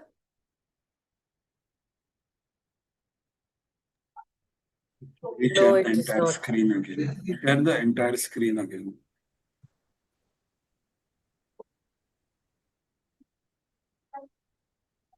We are on slide 1. Sir, is it Yes. visible? Now it's moving. Yeah, now it's moving. Okay, okay. Sorry for the disturbance. So we start with the planning. So The ground floor is the public level. When visitor comes, they visit the all flooring without disturbing anyone. And space includes exhibition gallery, reception, waiting area, and a meeting room. the first floor is the living floor, where the living room opens towards the mountain valley bees view, Hold on. and Can you tell which me where your north includes is? bed. Just a moment. Can you tell me where your north is? Yeah, ma'am. It's on the left side. I Ah, am yeah. mentioned in Okay. the right Yeah, yeah. corner. Yeah. So the first floor contains includes living room, bedroom, a viewing deck, and a kitchen with a dining room. In the second floor, we have a separated rooms and the separated artist studios, which receive enough natural lights and open views, which create inspiration workshops. The topmost floor is for reading, relaxation, and reflection. It is a retreat floor where bedroom and an open library with meditation deck is there. And this is a section. The section we have used with the natural contours, minimum cut and fill. We play with the contours only. And the public and private spaces, vertical zoning, natural lights and cross ventilation, sloped roof as a it's a symbolism of architect Katkuni architecture. So this is one of our college project which is inspired by Kathmandu architecture, in which we design a passive waterproof system. So in this we have a water panels on the roof which absorbs the sunlight in the daytime and reflect it in the interior of the space at the night time. The roof is closed with a panel on the night Team, which your 5 minutes are over. Kindly wrap up in the last 1 minute. Okay, so the aim of this project is a sustainable design uh, and with the natural and craftsmanship of Himalayan Katkuni architecture with the Dhaji Diwar walls. Thank you.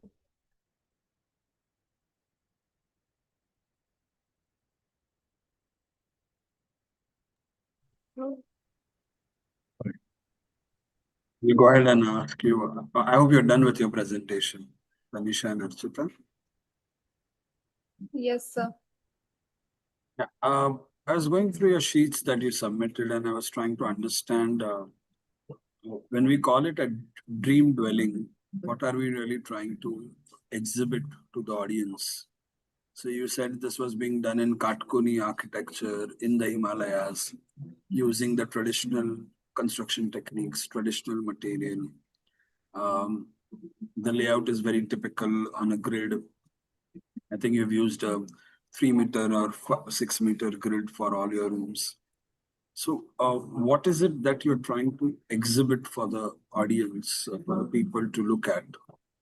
What does this private retreat tell the people about the user of the or the owner of this house? The traditional craftsmanship and architecture style of Himachal, like Kathkuni architecture with the interior walls of Dhaji Diwari and use of local materials. Like it feels like a home, natural material, natural style of the Himachal. Design it to connect it with the nature. It feels like we are living in a nature. That was the only intent behind giving a private retreat to a owner of the house. And do you think this will be replicated by others? Will people use the same ideology, copying this on other platforms, other areas of Himachal?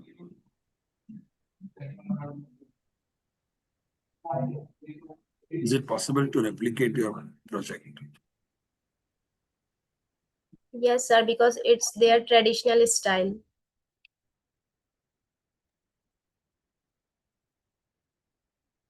All right, I'm done with my question. I'll go to the screen.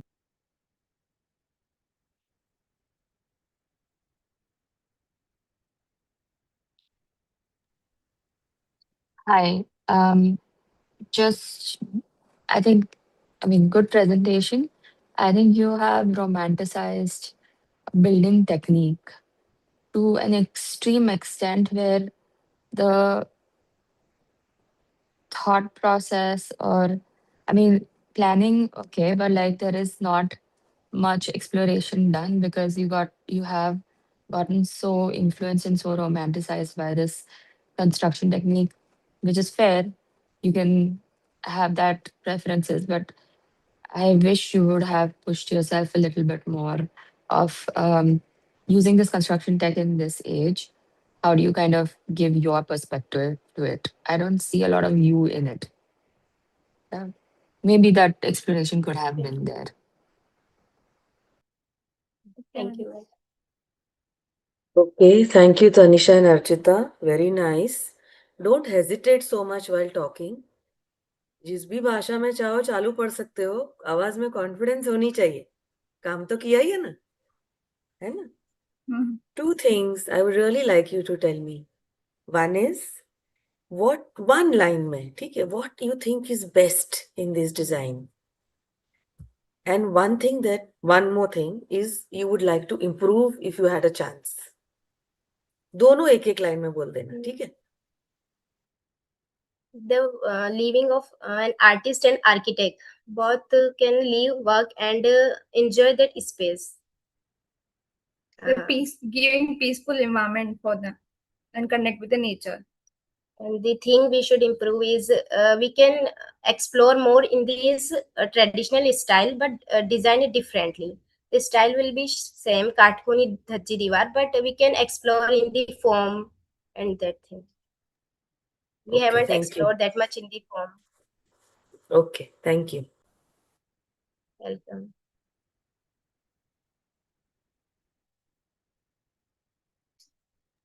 So I think we are done with Team 5 presentation. Thank you so much for your efforts. Now let's move on to the Team 6. Please come forward and start with your presentation.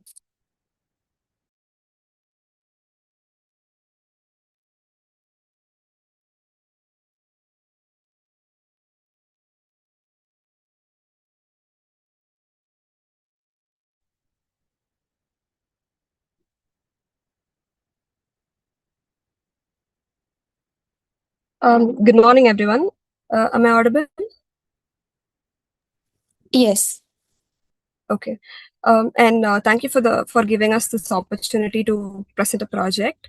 When we first read the brief, we realized that we're not just designing a house, but a home for a specific person. So before thinking about the architecture, we wanted to understand like what a home should become for its inhabitant. So we believe that a home should be more than just a shelter. Like it should support the way a person lives, and thinks, and experience the world around him. And also, to design a home that truly belongs to its inhabitant, I think we should understand the client first. For us, it is Salim Ali. Um, so he's known as the Birdman of India, and we took him because not because just because of his achievements, but the way he used to observe things, and with his patience, careful observation, and he used to spend a long time with the natural environment. And His way of study is that he doesn't study birds in isolation.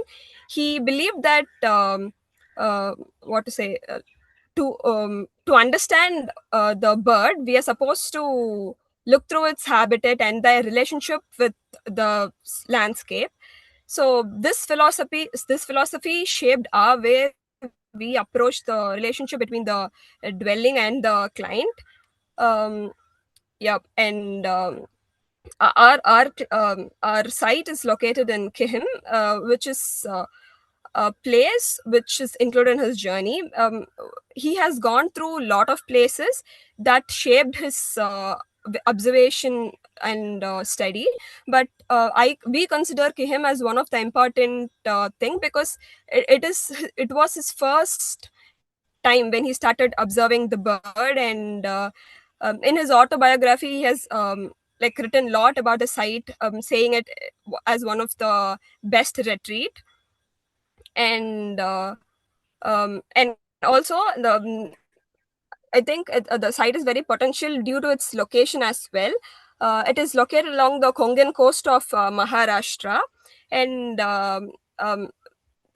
and it is between two what to say, contrasting ecologies. Like like on the one side it is Arabian Sea, and the other it is one ecologically important wetland, which enhances the bird what is it, habitat, and as well as a lot of migratory birds um, pass through it. These are the main five visions of our dwelling. First one is the observation. Observing nature is the heart of this design, inspired by Salim Ali's approach to understanding the nature. Second one is learning through engagement. Rather than treating nature as just a backdrop, the design encourages the occupant to interact with the nature.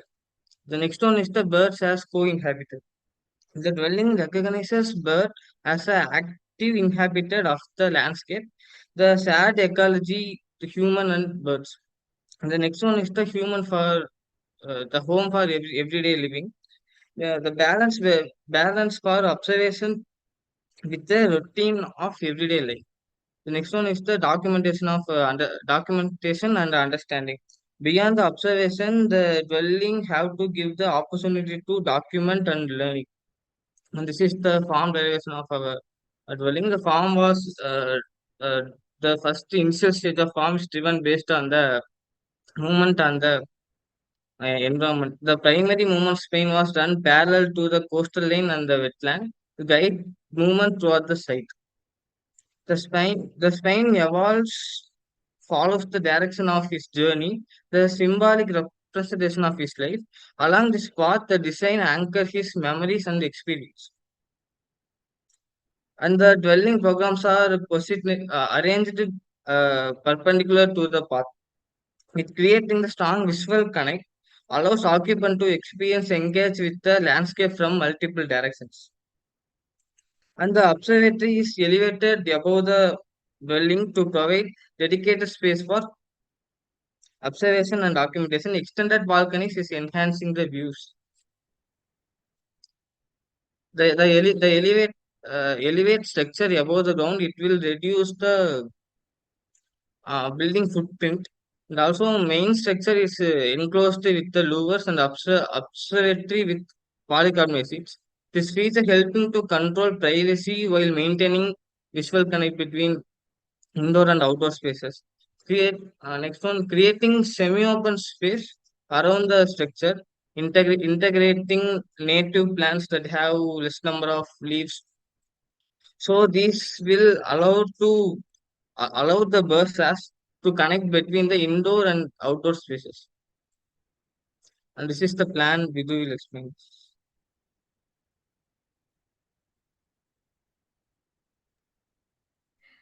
Yes, and this is almost a linear plan. So this linearity helps, to Team, interact. your 5 minutes are over. Kindly wrap up in the last 1 minute. Yes. The center spine it acts as a main circulation spine, and it divides the um, uh, main residential part into like shared and communal space, like shared and very private space. And the balconies which one open towards the wetland and one towards the Arabian Sea. And can you go to section 11? And so this section illustrates the relationship between the built form and the surroundings. And the it also maintains a horizontal profile within the vegetation. Like the observatory rises above the tree canopy. um, and so I think it creates a contrast between the linear thing and the top observatory. Yeah. Next one is the explorer view. This view you can clearly see the what are the intended programs in the structures. And also you can see the layers of materials we do. And this is some views, the views from the observatory. This is views from the living room. These are the exterior views. Thank you.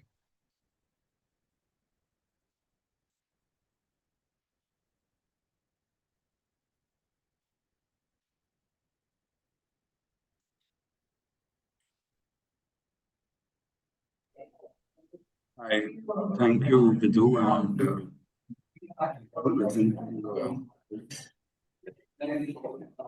the client that you chose was very interesting. I think the context in which you also wanted to place the house was also interesting. But I'm still not sure whether if I was to design this for Salim Ali, or if I was supposed to make this into uh, on a site of a sanctuary and a sea-facing site, would I really choose this linear form? What was the intent behind this form is my first question. And my second question is about the materiality that you chose to exhibit this. The first one, the linear form, it's basically it's giving the views from the both the sides, like wetland and the Arabian Sea. Also, the perpendicular structure between the path. It's also viewing the surrounding context between the trees and all things. So it's give the multiple frame in the house. And second one is the materiality. So we are using uh, contemporary materials like concrete and all, but we have to control the footprints, and we are using louvers as a partition wall both the sides. It will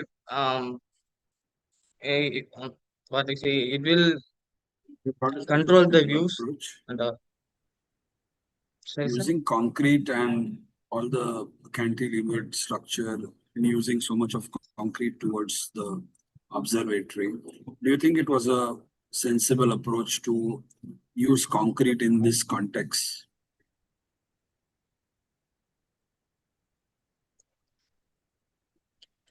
So we are trying to give the views from as much as I possible is understand. I understand. You are trying to give them this observatory, this sort of a scale and views and vistas and everything. But was there a possibility of using another material or a different palette to explore all of this? so because of we are providing lift, this we are using concrete, the shear wall. That's why it's a concrete interest. No problem. Over to the other jury members. Thank you.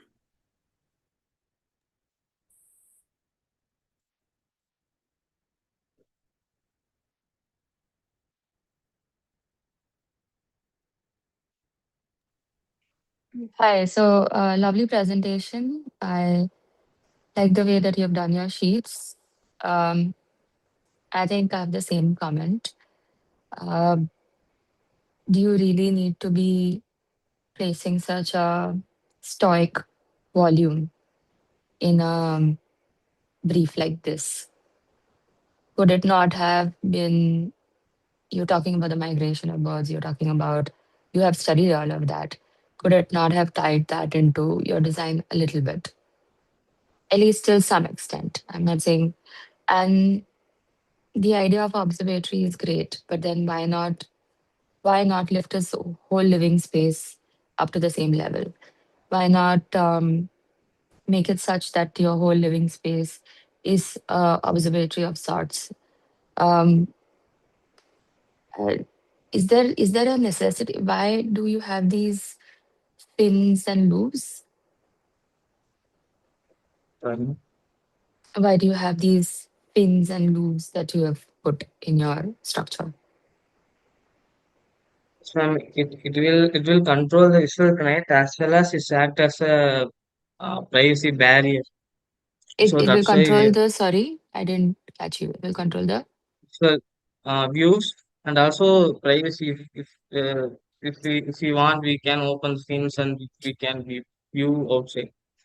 okay. So that is To From what you're saying and what your drawings are saying, there isn't a lot of need of privacy over here, is there? I mean, do you have a lot of things around your site?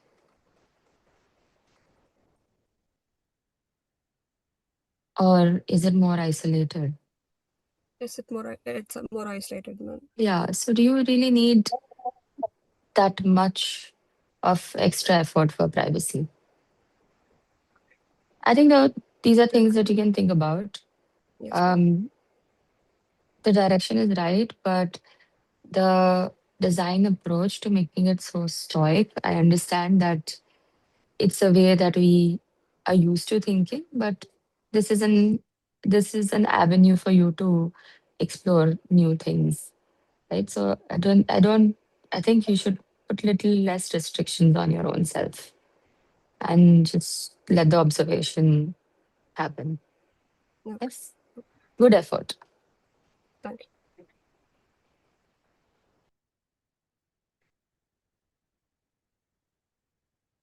Hi, Sophia.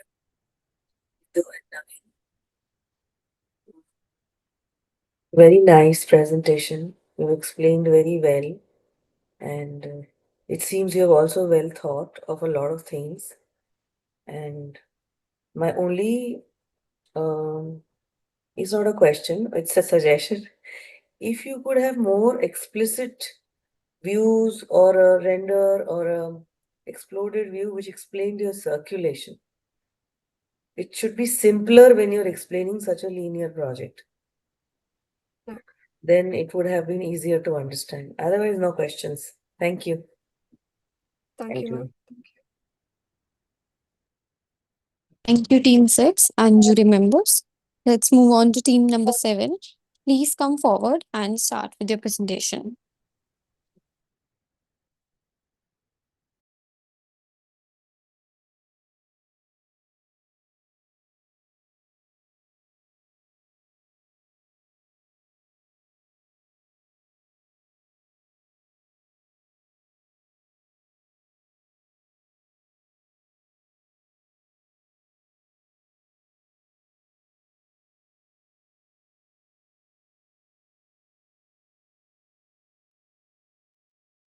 Good morning, jurors. We are Team 7, presenting to you our response to Dream Dwelling, wherein we have uniquely tailored our design for our user and its community. The user is local to Maharashtra, Mumbai, situated at the Mulund Bhanduk junction at the salt pans and related to the Koli fishing community, through which we have sought to revive this intangible heritage. The site is surrounded by major salt pans and salt farmer settlements, with the urban city fabric in the faraway proximity and a seasonal paradise for the pink flamingos. Our user is none other than the salt farmer, which has primarily two occupations of salt farming and fishing. The graph shows the economic growth throughout the year and how the occupation peaks at different times of the year. Now imagine a salt crystal on your palm. It feels small and insignificant, but when thousands of them are placed on the palm, they are significant and come together as a salt mound, which is essential to sustain life and preserve life. This simple idea became our inspiration for the design. We see crystal as a house, and with together open spaces and shared spaces, everyday interaction, they gradually grow into a community. Taking this idea further, the form starts with a simple cuboid as the primary housing module. Inspired by the geometry of salt crystals, we stack, carve, and redesign and redefine the volume to improve light ventilation and spatial qualities. These modules are then aggregated and interlocked, creating a compact, climate responsive build form that supports the need for the community. Moving on to the materiality of the house. A warm palette of timber, terracotta tiles, and textured masonry creates a home that is in both resilient and rooted in its context. Looking at the planning aspect of the house is accessed through a stepped terrace from the south, leading to a living space that overlooks the creek and extends onto a deck. A staircase connects to the mezzanine, while the sunken conversation pit serves a primary social space. The user mapping shows us how the design is efficient according to day-to-day life activities. The first graphic shows us users spending the leisure time in connection with the convo pit, deck, and the mezzanine floor. The second graphic shows the day-to-day working like cooking, cleaning, and fish curing. And the third graphic sums up how the socializing through everyday interaction happens where meals are shared, giving a collective sense of belonging. Moving on to the section, it experiences the house as a simple volume elevated above the ground, allowing the creek and the built form to coexist. The city skyline in the background symbolizes the connection between the traditional living and the evolving urban context.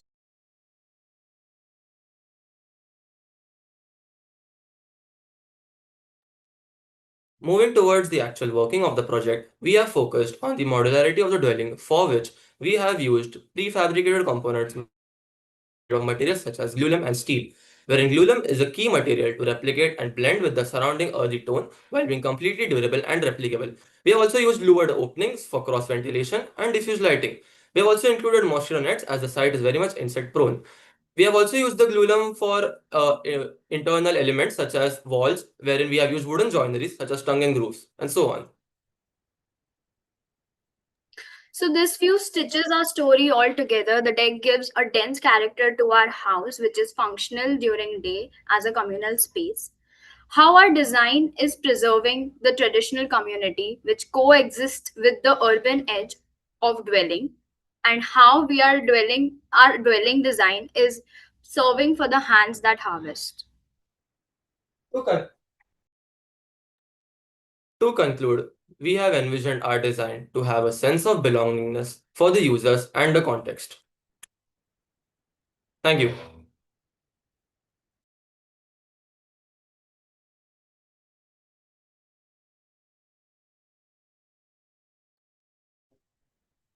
Thank you, all three of you, Virat, Atal, and Darpan. I have three questions. They are very short, but if you can answer them in one go. One is you had an opportunity to use two A1 sheets to explore and explain your entire design. And you submitted one A1 sheet, I believe. Uh, you had the opportunity to more detail out your design a little more in terms of impact, scalability, and also the context that you were proposing. And, I would have really appreciated to see more details there. My question rather is, do you think you need skilled labor to build this, or can the fisherman community build this by themselves? Well, that's my first question. Second is, have you thought about the sort of humidity and the saltiness in the air that happens on the coast of where this is being built while choosing your materiality? And my third question is, because it's all prefabricated and customized and also factory made, do you think it's going to be a feasible, sustainable option to make this somewhere else and then shift the raw material here and then build it again on the coast or anywhere on the coast along the entire coastline? So these are all three related questions. I just want a proper common answer to this. So first for the material, wherein your concern regarding the salt water and its effect on the material. So glulam is basically engineered wood or engineered bamboo, you can say it. So it is already very much coated in resin and resin proof. So the salty air doesn't technically harm it as bad as that of wood. And the steel connections is what is what actually making it hold together. Secondly, this will all be done prefabricated in a factory, and it can be brought onto the site. It can be made like one of the maybe design engineers can actually show them how the process is being done of how it is being made, so the farmers can actually do it by themselves, or they can have an assist from the engineers. Um, so yeah. And what is the third one? So third one was like how we can place it anywhere on the site. So basically, when the skill is learned by the farmers, they can also have it like a community activity thing, and house can actually be their identity. for a long time. So it is movable, of course it is movable, because you can also, the joints are you can unjoin the joints and move the glulam panels itself, so So customizing my each module question is according to that, their need. but my question also reveals that do you think this is a replicable model in other contexts? So grounded to this context, do you think this solution is a replicable solution on other sites? It can be replicated. We haven't completely thought about if it can be replicated in very bizarre sites as well. But we were mainly focused on the context itself and how it would be useful for them. And and it is replicable, as most of these are prefab materials, as I said, and they can be easily fit in and fit at place with the help of an with the help of an existing initial designer, and then later on it can be taught in by the users themselves to the upcoming generation. Sir, the concern which you are asking is pretty valid, I feel. But if you're asking whether this particular module can be situated in different place altogether, so while we were designing and we were like looking on to the users, their activity, their livelihood, we felt like according to the activities, the experiences, and the spaces which are provided inside and outside the house, like the you can say about the katta or the convo pit, the mezzanine floor, or even the overlooking towards the creek. This particular module is very context oriented and specific to the client and the user itself. So if you are asking, yes, if we can pick it up and put it somewhere else, we'll have to make some of the other tweaks in it regarding to the context.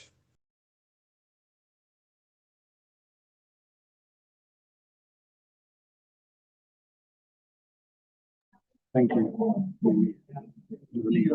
Okay, Virat, Dharti, and Atharva, very good. There is a lot of clarity of thought. You have prepared a script, who's going to say what, was very good. But I would like to know, if you had to change one thing here, what would you?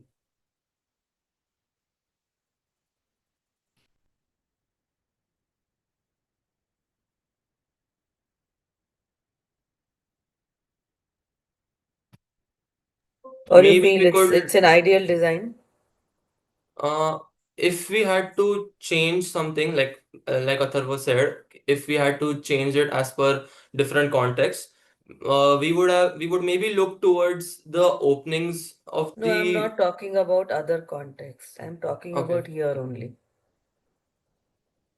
Do you think you would like to change Maybe anything or here? maybe a bigger area for their occupational activity that could be included.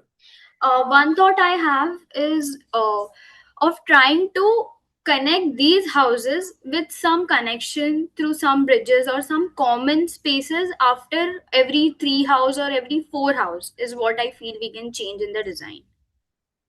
Okay, fair enough. Okay, thank you.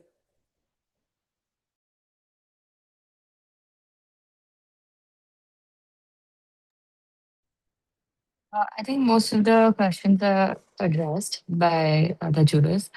The only thing I would like you to contemplate on is like it's already been mentioned that what will you do with the salt that will be in the air?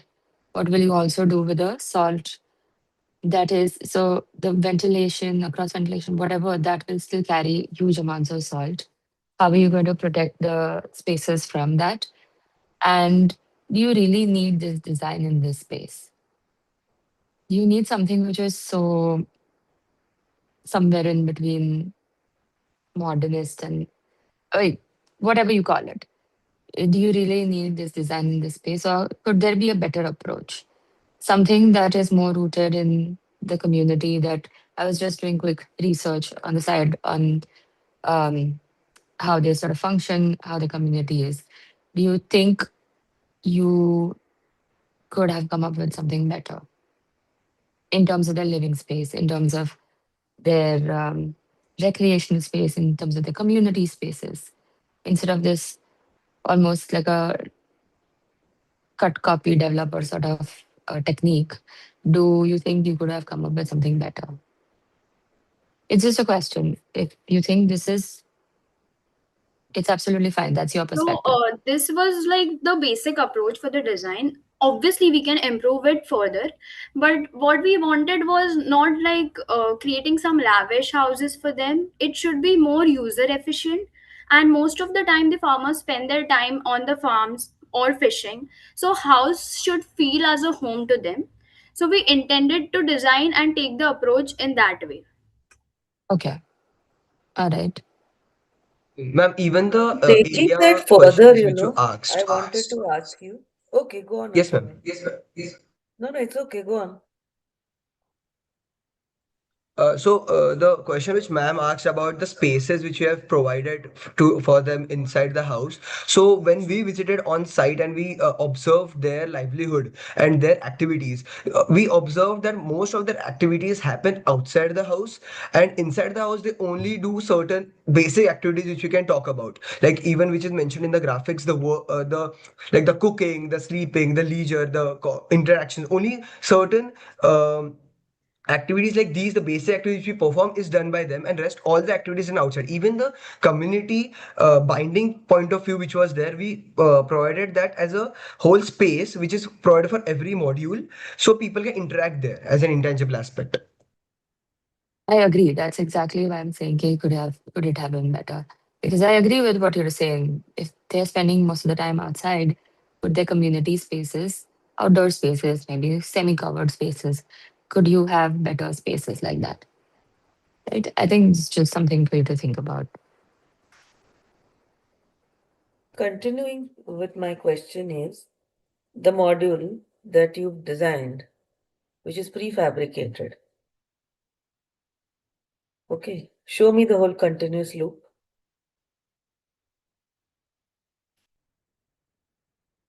Where we could see all the houses together. It had just come in, no? No, yeah, okay. So, my question is, you are designing for a community which has been there since the longest time, the fishermen, right? It's for Since the them. Seven Islands, yeah. Yeah. So why are we designing something that's so not talking about their roots? Their house should reflect them, who they are, their roots. So this could be in Mumbai also. This unit could be this. It could become a row house and could be in any city of India. So I think what represents them is missing. Who they are, because you're designing for them, for their community, for building them, and that essence is missing. मतलब designing में हम busy हो जाते हैं, I know, but then that's why you have to keep going back. So when you start designing, you need to write what is your intent going to be, what is your focus going to be, and therefore you do not shift from your focus, and that you're designing for them, a community which is very important for us. We do not want that art to die. Thank you.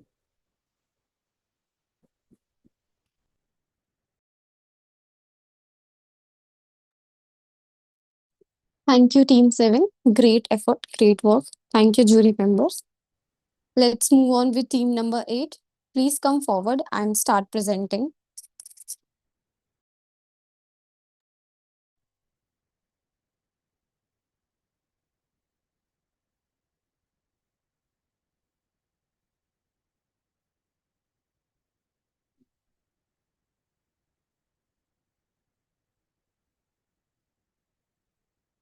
Am I audible?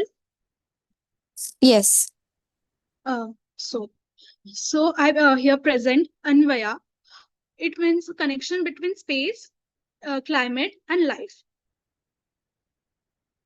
So,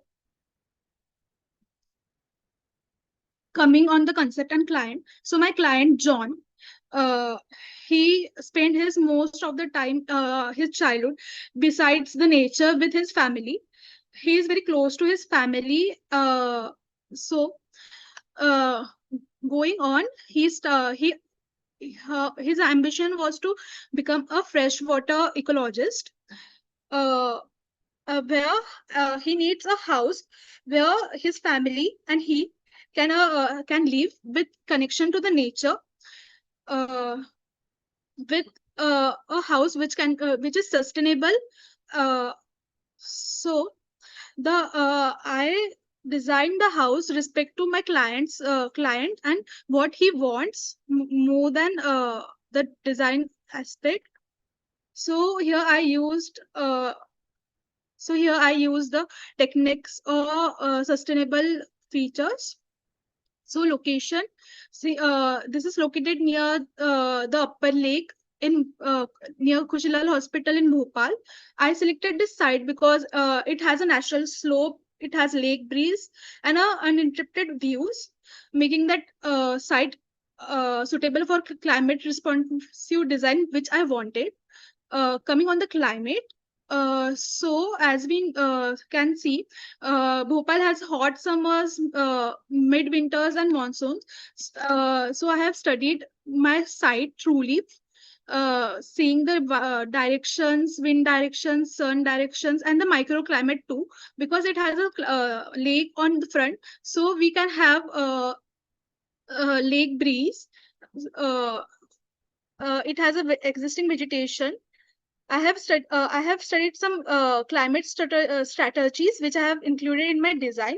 So basically, open courtyards where they have cross ventilation, and my house don't need a active uh, cooling. It can cool on itself. Shading control with help of louvers and roof gardens as a thermal buffer. Now I have studied the Christopher Alexander's pattern language to develop my design, because it connects a client, a person, and its design with rooms, like intimacy gradient. So here we can see, I have connected all my necessities with this pattern. Light two side of the room, so every room should have a light from the both sides, which leads to a pleasant and comfortable space. Open courtyards are basically a heart of a space, so it creates a interaction space or a communal space with the connection of nature. I have major my plans are worked out on the hierarchy. I have also used the roof garden and garden seat concept from the pattern language. So now coming on my plan, here we can see the entrance, which has a archway which slowly reveals the house. Uh, in the starting, I have basically my house depends on the zoning.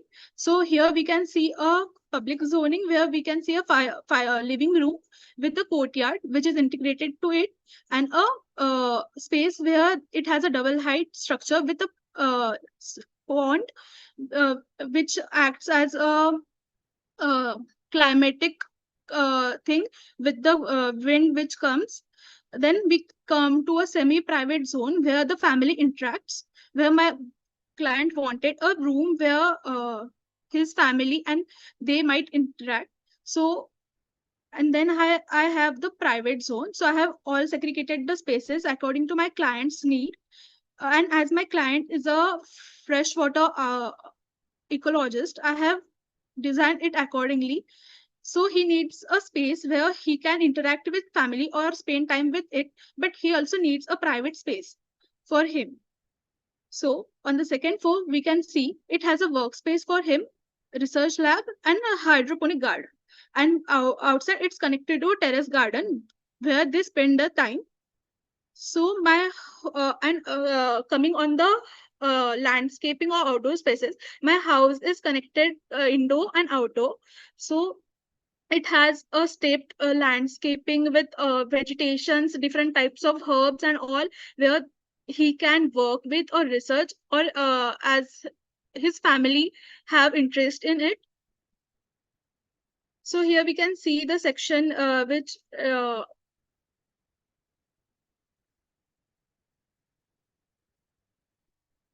which explains the plan, the design. Coming on the material palette, I have used steel frame structure. Basically, my whole house is not an RCC house; it is a composite structure. I have used AAC blocks. I have used lime plaster, solar roof tiles for my roof, and my roof is double surface roof. Basically, it has a down part and a gap, and then roof plates, so it acts as a thermal buffer. I have used terracotta louvers for solar shading and engineered wood flooring. Pooja, Now, your 5 minutes are over. okay. Now coming on the construction technique, so I have used the composite steel structure because steel is recyclable and it reduces the material waste which happens in normal RCC housing. So whole my thing was to how I can make the house according to my client's needs, as he needs a sustainable house. I have used the materials in that sense, and here we can see I have used the materials like lime plaster. it's it's sustainable, it's not toxic, non-toxic. It is a breathable surface. ANC blocks are used as a thermal insulation. Terracotta lures also shades my shades from the harsh sunlight. So here we can see how my client's research room looks like. Here are the terracotta lures where the sunlight comes by diffused way, and the living room with the double height structure. And this is Anvaya. And these are my final shades.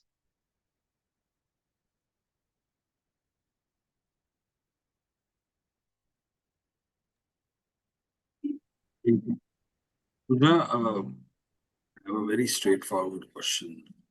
If I picked this up from Bhopal and placed it anywhere near a lake in near Hyderabad, will it make a difference to the project, the climate, the response, the client? So basically it can fit, but it's more oriented to my client's need, how he wanted the hierarchy or the spaces. So if I have to make according to other client, it needs to modify the spaces, but the techniques and all, it will work. So I'll ask what ma'am would have asked. If you had to make a change in terms of form, if I asked you that, why did you not choose a different form? Would you change the form of this building? So basically it's a residential. It's I have created a look like a normal house, which is more responsible to climate. So for this See, your client, climate strategies are very ordinary in terms of they are very generic in their existence. Cross ventilation and courtyard and south facades safeguarded by vegetation, the roof garden or roof ponding done, something like that. These are all typical ways of handling climate and in various situations. I'm trying to ask you, how have you really gone about creating spaces in terms of volume, in terms of shape, form, space arrangement, activity adjacency? How have you thought about all of that while responding to your client? so first I started with the zoning with respect to climate and the needs of my client, with all these pattern languages which I studied for my process. And then I started by placing it and how it works with the existing nature and with the climate and the need of rooms I need. Because I wouldn't have want to put all my services in the center of the office, right? If I look Sorry? at the central, if I look at the center of the house, I put my services there. So I can't hear you properly. You have a services in the center of the place of the building. What was the reason to have that? Uh,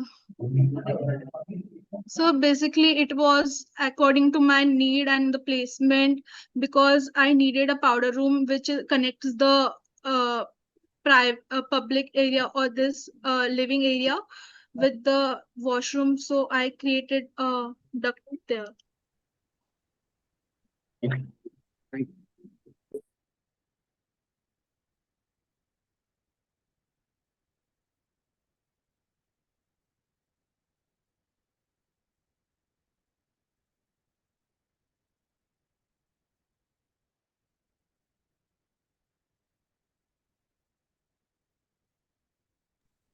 What do the other jury members?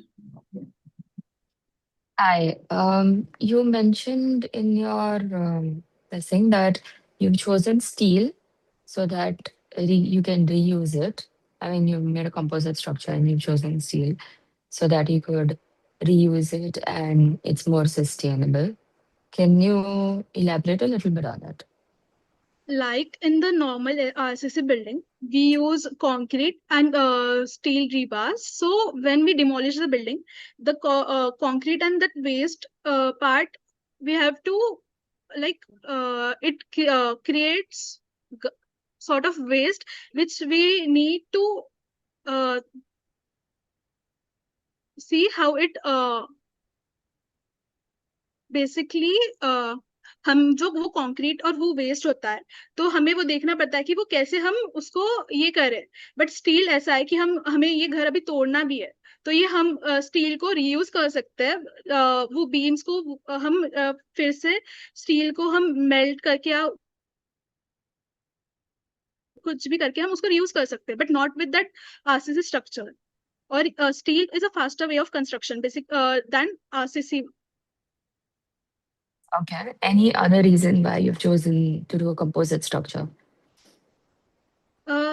Mainly because it's a faster construction. It is reduce material use, and it's recyclable and has a lesser impact on environment. So Okay. And what does a waterfront structure have?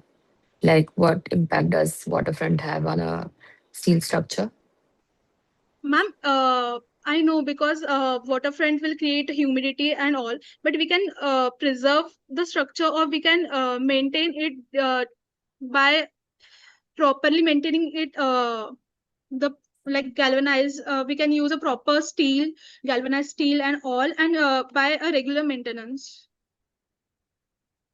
Thank you. Okay. All right.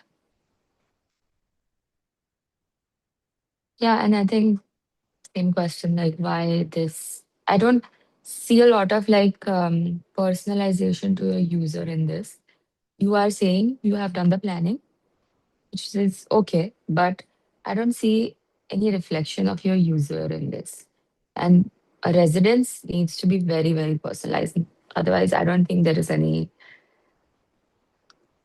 need to custom design a residence unless and until it is very personalized to the user. Yeah, I think that's something you need to think about. Um, why it doesn't this have a reflection of your user? Yeah. Okay. Thanks. Pooja, Yes, ma'am. thank you for your presentation. I really, when you started talking about a freshwater ecologist, I was very intrigued. What do they do? So if you could speak about a little about his lifestyle basically, or if you would have shown, you know, what does he do when he's at home? Because you've spoken about Christopher Alexander's pattern language when you were designing.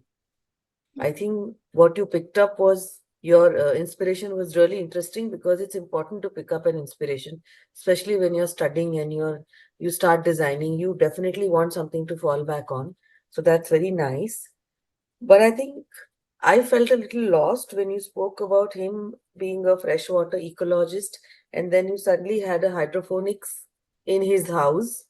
I didn't understand the connection to hydroponics and a freshwater ecologist, because hydroponics is something that happens very independently, isn't it? And then you Ma'am, spoke about, yeah, tell me. yeah.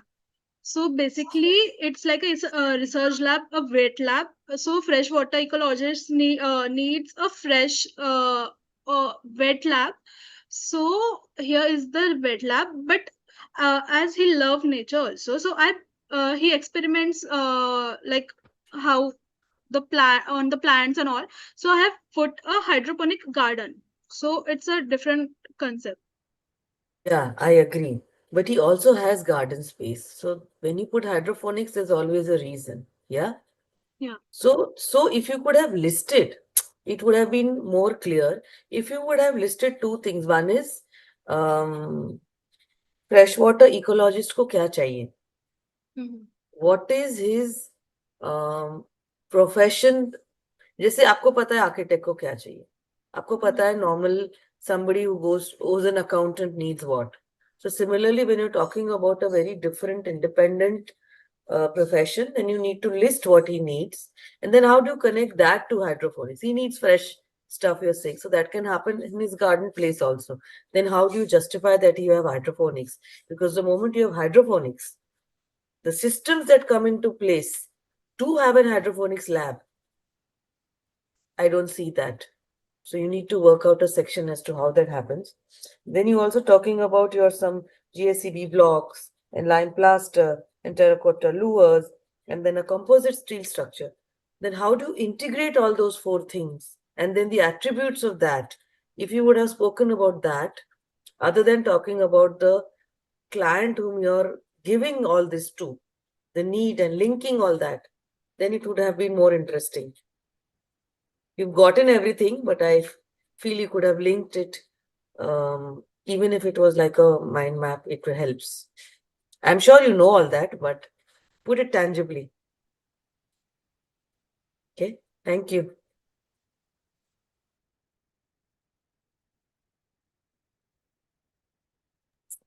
Thank you, Team 8. It was a great presentation.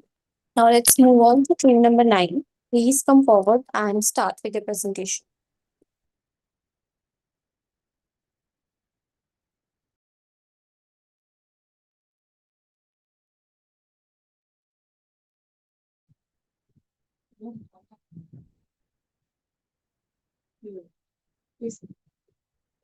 Ma'am, can you give some time? You are sharing the screen.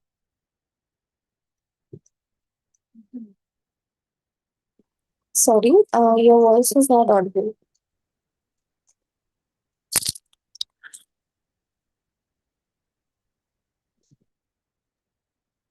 Ma'am, we are trying to share the screen. Okay.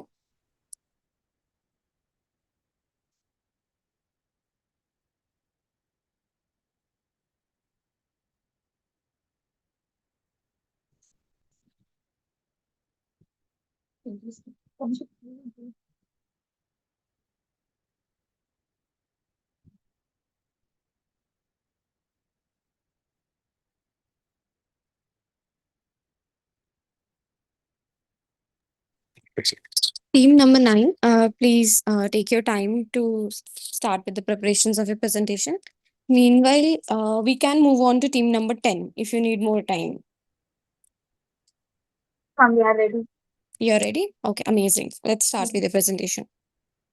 The screen is visible. Ma'am, is the screen visible? Yes, it is. Yes. Okay. So, good morning to all. We are team 9 and Vinisha. So, first we started with when we get to know that we are designing a residence, architecture is just not designing a space. It should be with a space, light, and movement. As we enter into a building, we should connect with everything, not just with the plan. So when we plan to give a residence plan, so we just want to make the every individual living in the house to experience the space differently. So the profession, the routine, everything should be should be influence their life. So we took a real life client, and he's a fanatic musician. His life revolves around rhythm, discipline, expression, and everything. So our project concept name is Anubhava, a residence designed for a Carnatic musician and his family in Tiruvallur, near Chennai. So Anubhava means an experience. Rather than designing a house as a collection of rooms, we wanted to design a sequence of experiences where light, sound, ventilation, and movement shape everyday life. So the concept is also inspired from his occupation, the music, so Carnatic music. Just as a musical composition progresses through rhythm, pauses, and variations, our spatial planning guides the user to changing levels of openness, enclosure, and sensory experience. So the design intent is to translate the rhythm of Carnatic music into an architectural space. So to create a journey, changing light, shadow, and also using acoustic sound materials. So when we get into the site is located in Chennai, Tiruvallur. Why this site means currently the Tiruvallur is changing rural to pre-urban. The client need to change. The client needs modern life and traditional life combined. So we choose the site. The main disadvantage of the site is mainly in the rural area, and in front is the noise pollution. So mostly in the evening, the people will gather and children will play. So that is the main disadvantage. And the back of the site, we have the petrol plant. So to maintain the both privacy and everything, we did according to that. So getting to the site, this is the site. It's an 1 acre site, and the build-up area is just 5,000 meters square. And not just with the residents, we have also planned. When you enter into the site, you will have a parking area and into the residence. Also, we gave the workspace of the client here, and this is the outdoor spaces, and the site is already having a well. Actually, the parents of the client is doing farming. So near the site, you will also having a farming space. And we had the for the grandparents, we had a shop to sell their farming things from the product. And the shop is mainly for the to increase the rural area. In the mostly in the rural area, the parents send their children to the shops, but the children refuse to go. To increase this, we incorporate this ride and the musical pillars in the front. And this is the first floor plan. Sorry, ground floor plan. The plan of the ground floor is organized around the courtyard. So when you enter into the ground floor, you will have a veranda, and when you get into that, you will have a foyer. We also incorporated water, like a water stream, which the house will have from the backyard to enter into the house, and it's spread through the puja room. So when you get into the foyer, you'll have a courtyard. You will also have some steps and seating spaces in the courtyard. And this is a living room which connects to the backyard. You will also have the veranda. So the main thing is to connect the nature and the people into the house. So we gave every opportunity to the nature to connect with the people inside the house, and we also played with levels. So when you enter into the formal living room, you will have a minus point 3 level down. A formal living room has a angled lowered window, acute angle which is 30 degrees, so that the light plays a role where only some of the light will enter into the formal living room. And the entrance is mostly in the east facing. So this is the east facing, and this is the south facing. When the sun enters into the house, it's give the diffuse amounts of lights, and it has a bioclimatic conditions. And we also had the main unique thing in this plan is we created kitchen room and Team, your the 5 minutes dining are room. over. Please wrap up in the one last minute. Okay. So we gave a jali pattern in the puja room, which is in the water. So the light reflects through the puja room, and we also have utility and storage space, which connects to the backyard. And this is kitchen room and sunken dining. which connects the kitchen and something in the same level when you get into the level. And we had grandparents' room in the ground floor for them to access easily. And we also had a guest bedroom with a balcony. And this is the first floor planning. So when you get in the staircase, you will have the ground floor thing. And the main thing is the in the bedroom that we played with the windows. That is the angle windows. In that window, it's in bedroom. We want to maintain the privacy and we incorporate the concept light and shadows. In the bedroom, it's mostly dark.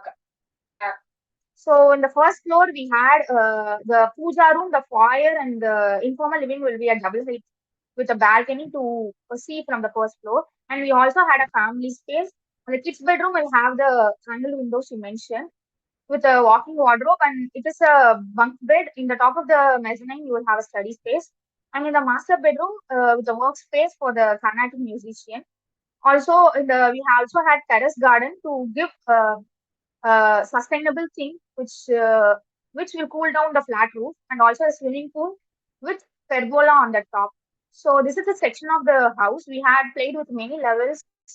We could, and this is the east elevation. The materials we use this cement plaster. Raw material is used for the Thank elevation. you, team. We have Your used time is over. We shall start with the okay. jury discussion now. To be presenting, I'll quickly ask you a few questions. Starting with,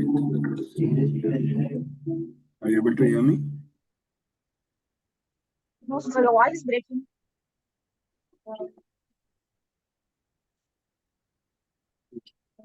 Uh, did you study the client in detail in terms of his family configuration? Yes, the client is a Carnatic musician. He's living with his wife and his parents who are doing farming and with two kids. Right. So do you think your layout responds to the requirement of all six of them and their lifestyle? So we gave the parents bedroom, which they can access easily in the ground floor. And also for him, for the couple, we had given a bedroom in the first floor.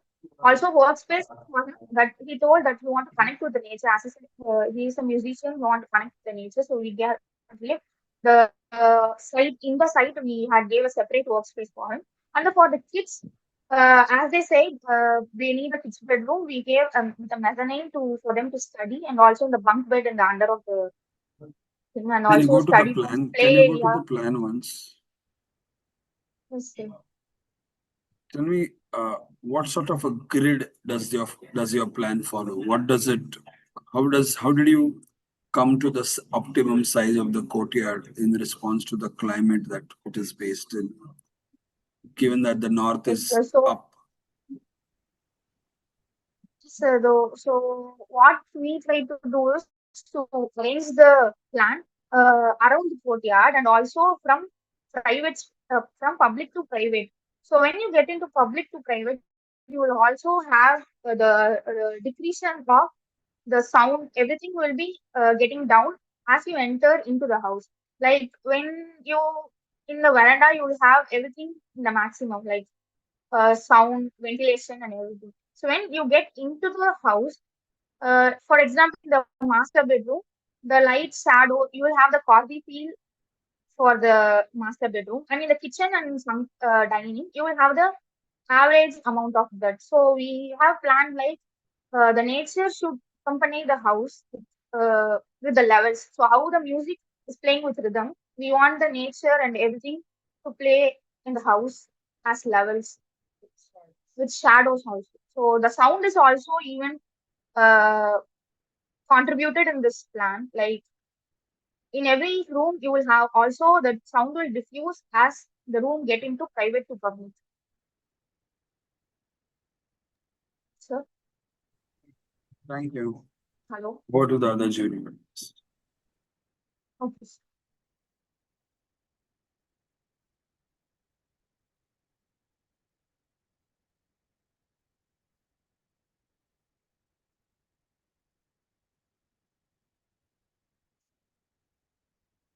Hello? Bhuvneshwari and Vinisha, can you hear me? Yes, ma'am. Yeah, okay. Thank you. Interesting that you designed for a musician and you've also specified that Carnatic musician, isn't it? Yes, ma'am.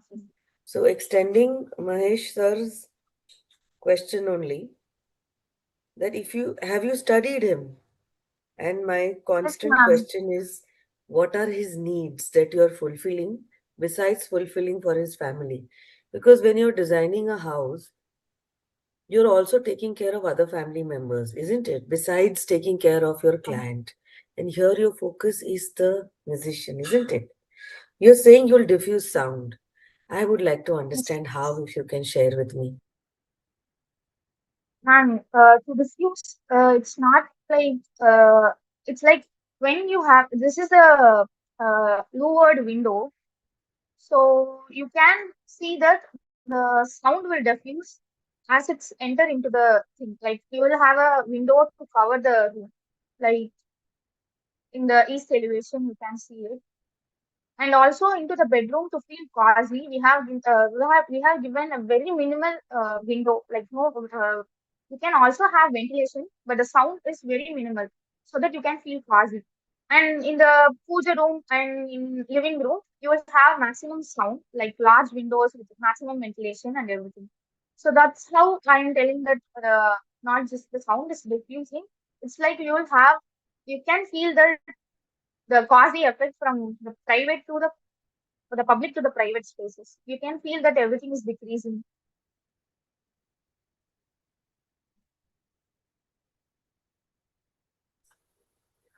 Yes, I understood that.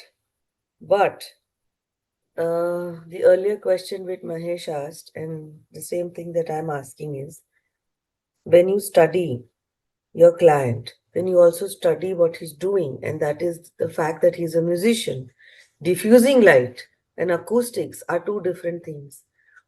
Have you thought about acoustics?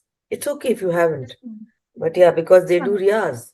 That's why I asked you what is his lifestyle. Yes, ma'am. We have planned a separate workspace in the site for him. This is the plan of the workspace. So you will have a veranda, and when you get into the workspace, you will have some systems to work in the musics, and also a recording area, two recording area with acoustic proof. That is soundproof area. So he Okay, said that okay. he needs he needs to connect with nature to create its creativity. So we also gave some outdoor spaces for him with the whole workspace is soundproof, ma'am. Okay, thank you.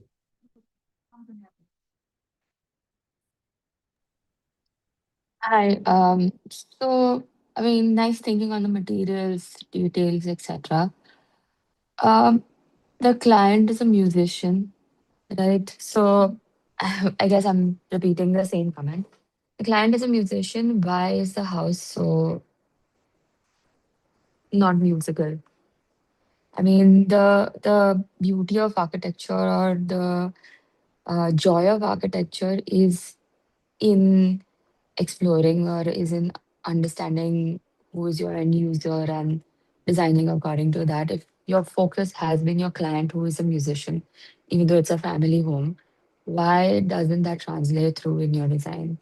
This is why isn't it more musical? Why isn't your house more musical? And I'm not just saying that this like sound diffusion throughout the spaces, etc. That's a cosmetic, not cosmetic, but that's like a single dimensional approach to it.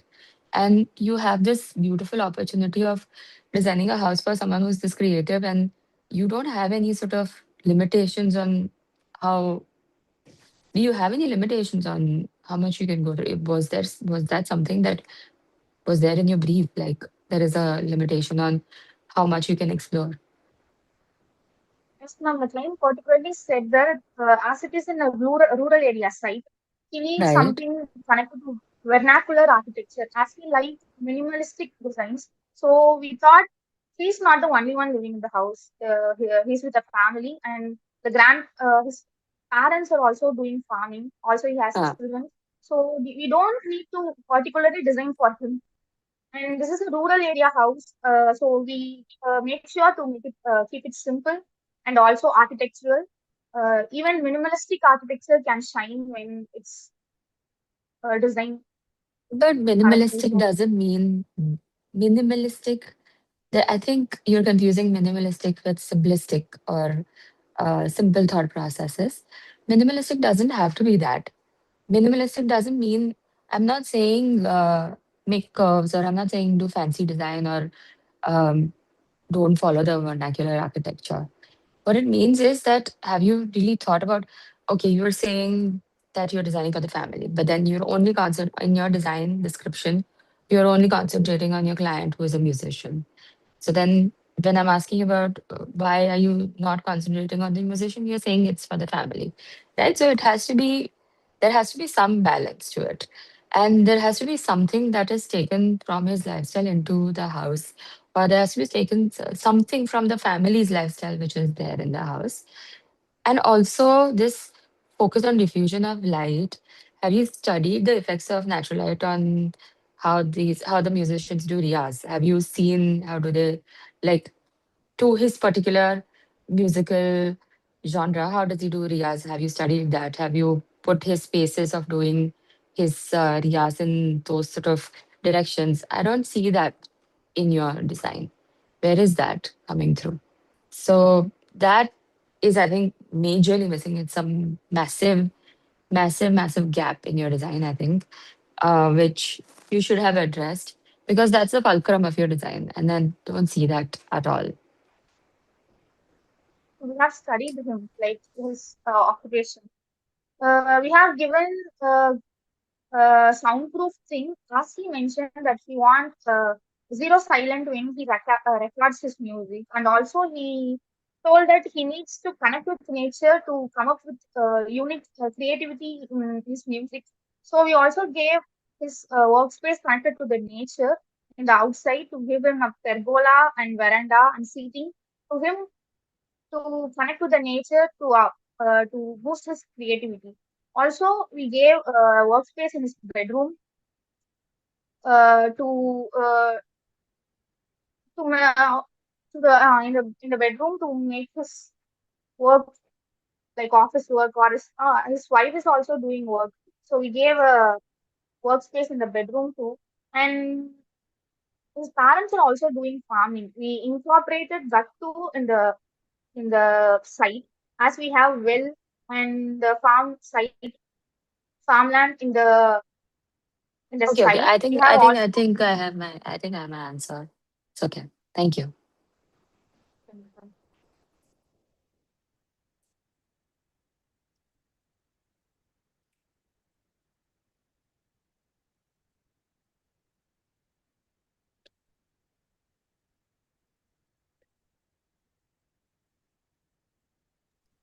I think the jury session is done. So thank you so much, team, for your presentation. Now we shall ask team number 10 to come forward and start with the presentation.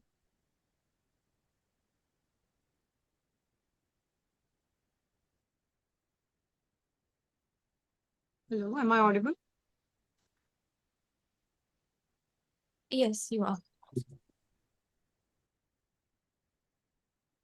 Hello, shall we start? Yes, start. Yes. Good afternoon, everybody. This is Kanishka along with Sri Vaishnavi and Devi. Today we are presenting our design project Ranga Tattva, a house where art and five elements come together. So our client is a 75-year-old abstract artist and sculptor whose art goes beyond what we see. His art is deeply inspired by the five elements of nature, and they not only influence his paintings and sculptures, but also the way he interacts with the surroundings. His interests includes reading, outdoor sketching, sculpting, while he and his wife loves and practices gardening a lot. Moving on to the site is in Valavar, Savantwadi, Konkan district in Maharashtra. The site is an isolated space from near to the Lakshmi Narayan temple. The site overlooks the beautiful Kali River and is surrounded by dense vegetation. It experiences tropical monsoon and has a changing light throughout the day. Okay, so moving on to the design. Like Kanashka had mentioned that he deeply follows the five elements of nature in his practice of work. And then we wanted to translate that into design abstractions because that helps extend the person's identity and what people say that a house can become a home. So we wanted to do that. So when it comes to design, we, especially the planning, we kept in mind these elements. So majorly, we had divided these spaces into the energies of these elements. So, for example, so you're entering, so from the driveway, you enter through the porch, which is a large, airy space, and then the foyer and living room. And even the proportions of these spaces have been it was ensured to match the energies that we were matching it to. So these symbolize air. So there's more of movement, ventilation, and light. And then there's spaces like the personal studio, and then there's the kitchen where it's more of a basis for creativity and transformation and some sort of creation. And then there's spaces like the bedrooms, which are the places of rest, which become the spaces which symbolize earth or groundedness. And then there's a courtyard, and then there's outdoor corridors, which help bind these elements together into one balanced space. And apart from just abstractions of these spaces, we have also tried to incorporate the physical elements. For example, for water, we had incorporated the use of lily ponds outside and inside. So again, like water, it represents some sort of stillness and calmness. So, in terms of planning, you're entering through the porch, and then there's an attached exhibition space for whenever the artist decides to put in a display of their work. And that will be connected to his personal studio through an outdoor courtyard. And when you enter the house, you're entering through a foyer, and there's a living room attached to which is a reading nook. The artist also takes great interest in reading. That's one of his hobbies. And then we have the kitchen attached to the dining, and then the remaining ancillary areas, which consist of the bedrooms and then the family spaces. And we also have included, we have tried to open up these spaces out into the outdoors. So we have the dining opening up into the backyard, which overlooks the river, and then we have another family space that opens up into an open garden. Then we have the sections elaborating on emphasizing on the roof structure, which will be explained later in the design elements. So moving further on the design elements, we incorporated all the five elements, that is air, water, fire, earth, and space through architectural features as well. So water is expressed through lily ponds, while fire represented in the active gathering spaces, as mentioned earlier by Vaishnavi. Space is reflected in the verandas that create an indoor-outdoor seamless transitions. Then earth is represented by the roof garden, as mentioned earlier, inspired by the client's love for gardening. Also, air is incorporated through the openings throughout the house, that is the vertical louvers in the exhibition spaces, as well as the clerestory windows. This enhances the natural ventilation as well. Then the responsive is achieved through the deep sloping roof that is on the west facade, and the sloping roof has a niche which has the uh, roof garden, and this is also accessed by the steps that we have provided. So the materials that we have used are natural materials that like relating to the local context, that is laterite, steel trusses for the large span areas, then ferrocement in the roof part, and then there are brick jalis throughout the spaces as well. So moving on to the views. So this is the aerial view. This is the outdoor corridors enclosed by the lily ponds. This is the front porch area, again, which is connected to the exhibition space and the personal art studio. This is the exhibition space. Also, the reading nook, we have incorporated the brick jali here as well. The dining area, where we incorporated the steel trusses for the large span areas. And this is the backyard opening up to the Kali River. The second view of it. So we were mindful, because the area, the site that we chose in itself is very remote. We were mindful to P, keep the your tradition. 5 minutes are over. Please wrap up within this last minute. Yep. So we were mindful to keep up with the traditional construction techniques that have been followed already. Yeah, I think that's our design. Thank you. Thank you, ladies.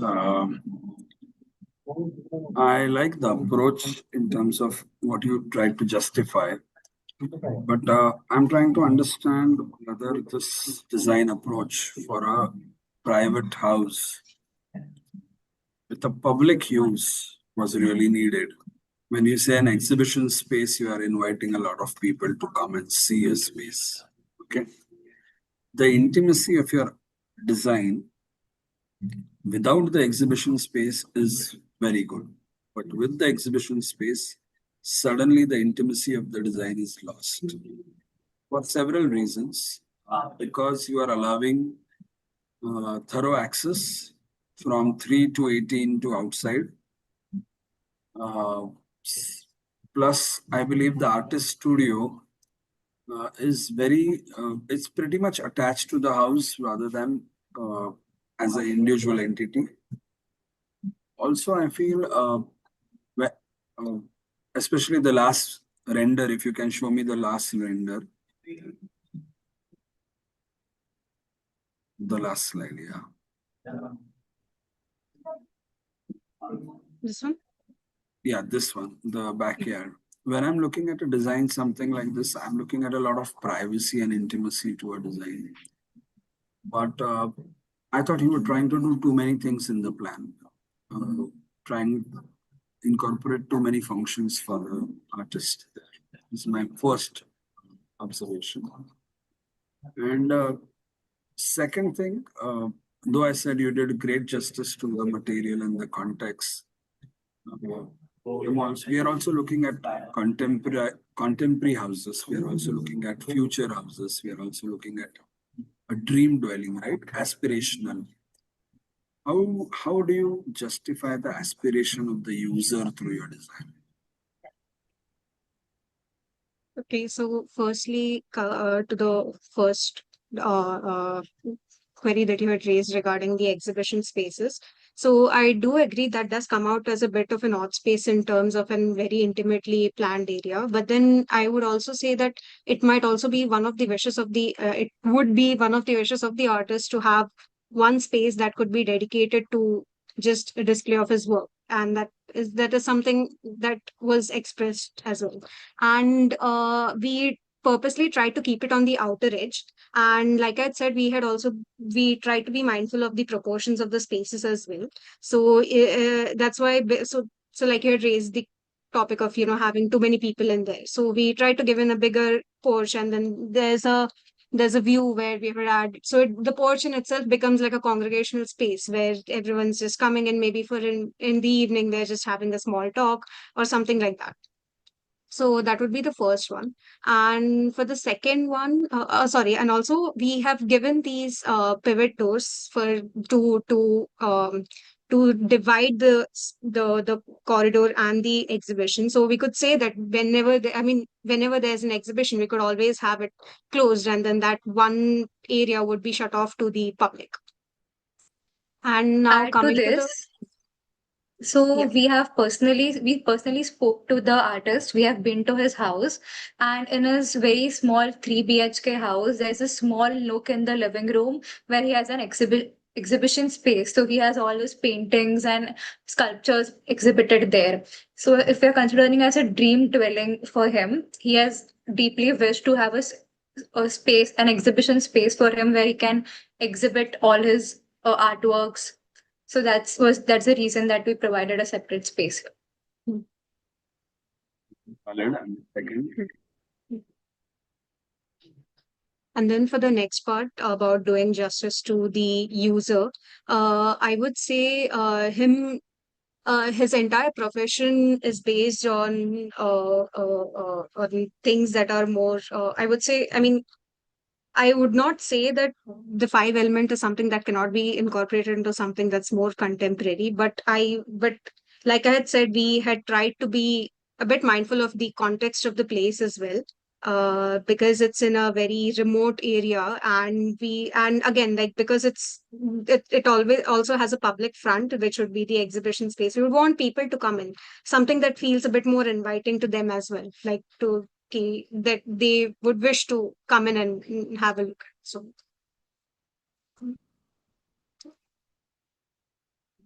All right. Thank you. Over to the other jury members. Thank you, all three of you. Presented very well. Prepared a script, I guess, to talk to us, which is good. Should stick to your time. Otherwise, you forget to say your key factors. I liked that you planned on a grid, and then all your living spaces are connected to the outside, which is very important, especially for somebody sensitive like an artist. And most of people dream of having such spaces to live in. So that's very interesting, the fact that you picked up five elements of nature and the way you described that, how you're connecting that to your architecture. And I found it very interesting that you had an art studio with an exhibition space, which was also not inside the house. So it feels part of the house, but it's outside.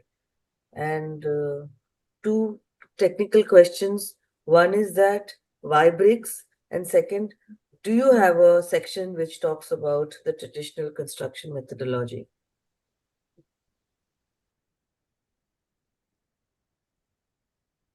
So for the bricks part, we selected bricks that is the laterite stone, which is local to the context that is the Konkan region as well.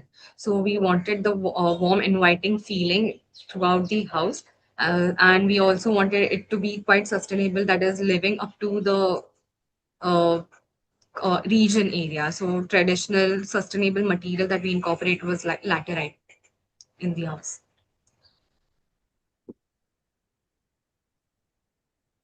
And do you have a section which shows me the construction techno? Not this section, a Uh, section which talks about your traditional technology, where there's a size of the brick, the quality of the brick. Because as architects, we should be understanding this.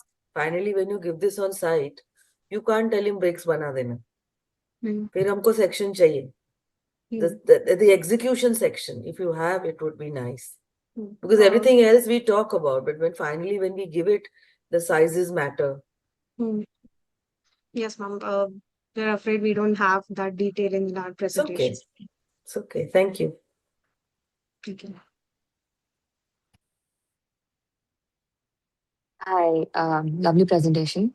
I really like the fact that you have used materials, like there is some thought process behind your use of materials and even the planning of the space. It's very conducive to the artist's lifestyle and how he sort of. I like the fact that you have sort of studied your client and tried to give spaces and planning which are conducive to their use and which also talks a little bit about how his lifestyle is. Um, Everything else is pretty much covered by the other jurors, but a good effort. Thank you, ma'am. Thank you. Thank you, ma'am.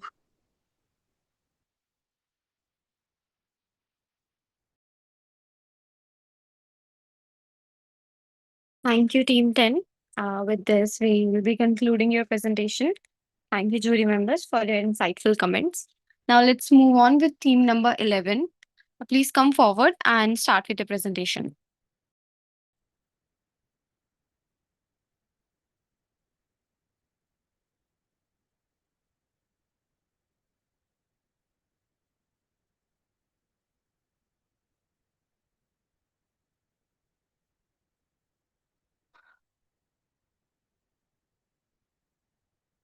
Can I start? Yes.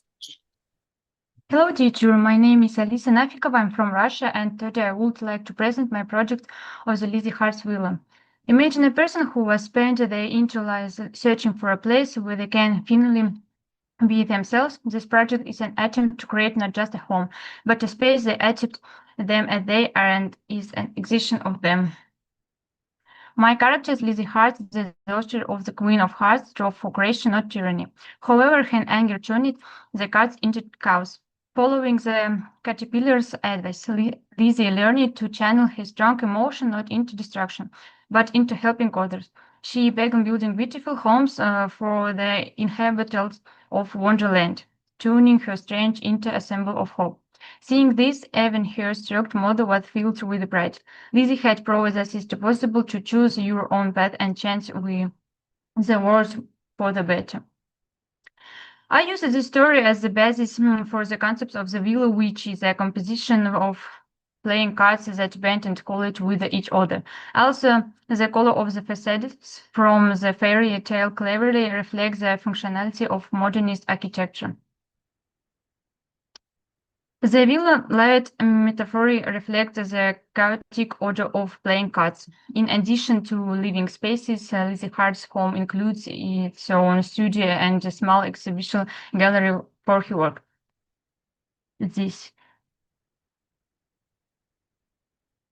For the master plan, I was inspired by the real life setting of my characters' fairy tale Wonderland. Winding paths, open and secluded spaces, decorative accents, and landscaping create the atmosphere of a journey through a magical garden, transforming the surrounding landscape into an extension of the house's architectural concept. When you look at this house, it seems that it's built from cut, but in reality, it's built from the characters of a person who was learning to transform distraction into creation. Look at the visualization.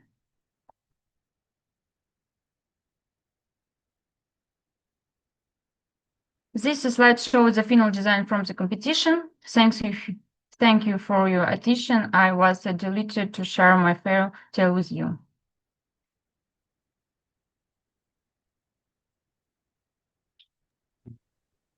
Hi.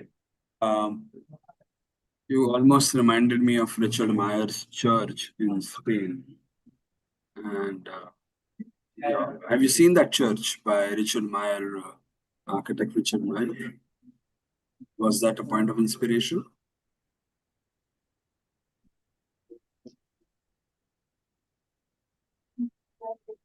Yes, yes. Did you This did you is choose that Richard Mayer. church as a point of Yes, yes. inspiration? Yeah, yeah.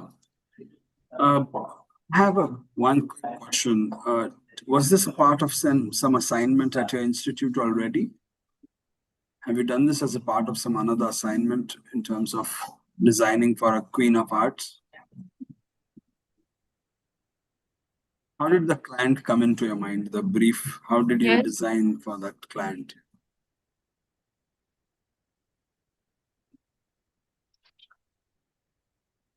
One second. It was an assignment at the institute to make a house for a child. Right, so it was an assignment at the institute. Good. All right. I have one question. What materials would you be using to build those curved walls and creating those spaces? The village is constructed from a frame system and a monolithic block with the concrete at the center of rigidity. Use concrete. Okay. Can you go to the previous slide? Previous slide. What slide? Just one slide before. One slide before.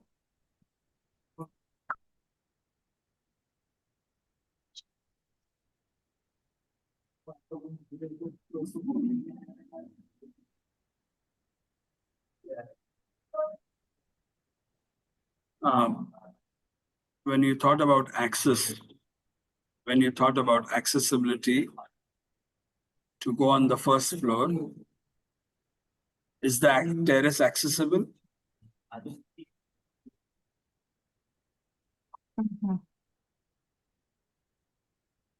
Yes. Is that terrace accessible?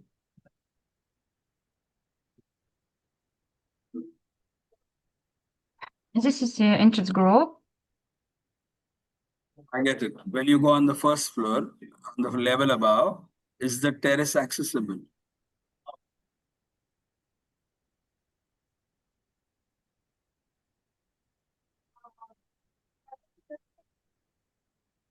Um, 1 second.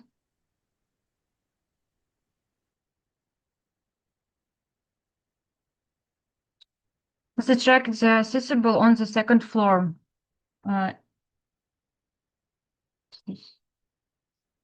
It's here. That one. All right. Okay.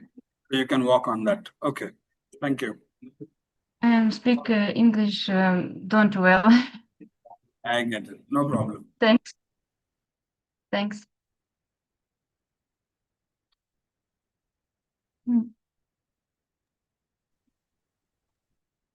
I'll finish. Hello. Thank you so much. I was transported back to childhood seeing your comic strips.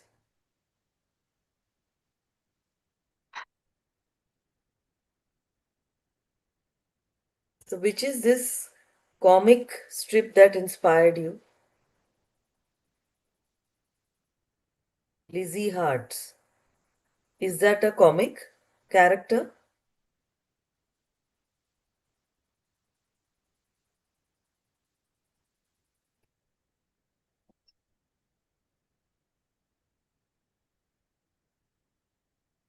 Thank you. I also remember this from my childhood.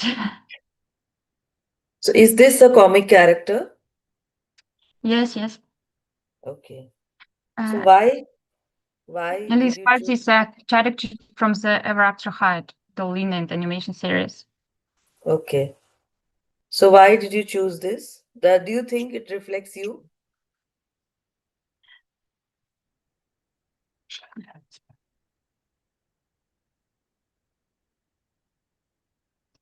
Means? Yeah, it's okay. Take your time.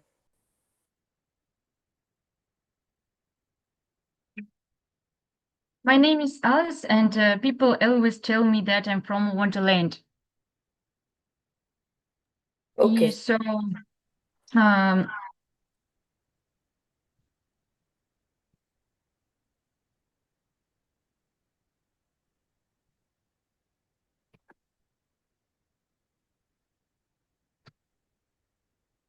and I wanted to show that not all daughters are like their mothers, like the evil queen. Okay. Thank you. Thanks.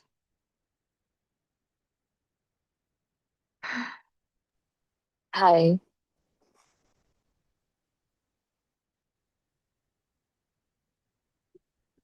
Hi, how are you? So, I see that your inspiration from your comic, I saw that your inspiration is the Queen of Hearts and making a house of cards. So, can you explain the transition from the idea of House of Cards to the end that you have gotten to?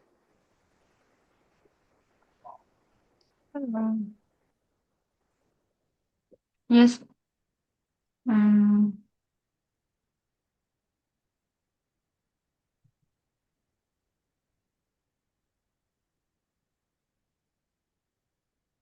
The count is based on the smooth curves of card shapes designed according to the principle of golden ratio. In turn, the cards create a light, harmonious composition that serves simultaneously as a villa and the architect's create studio. The project symbolizes the transition from ridiculous and control to beauty, balance, and creative freedom. And also, the master plan and landscape design extends the LS in Wonderland concept. As the special composition draw in inspiration from the quintessential word of the Queen of Hearts, with each functional zone serving as part of a quiz narrative. Okay. I like your inspirations of surrealism and Alice in Wonderland. I'm just thinking, could it have been more whimsical? Because could it have been like an upside down world? Could it have been, um, s- could that translation be there in your space as well? I feel like your inspirations are really interesting, and the end product could have been a lot more interesting, starting from the idea of surrealism. That's it, I think. Thanks. Thanks.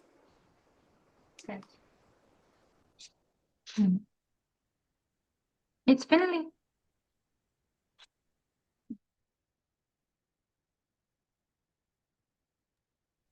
Thank you, Team 11. It was a great presentation. Now we should move forward to the Team 12. Please come forward and start with your presentation. Team 12.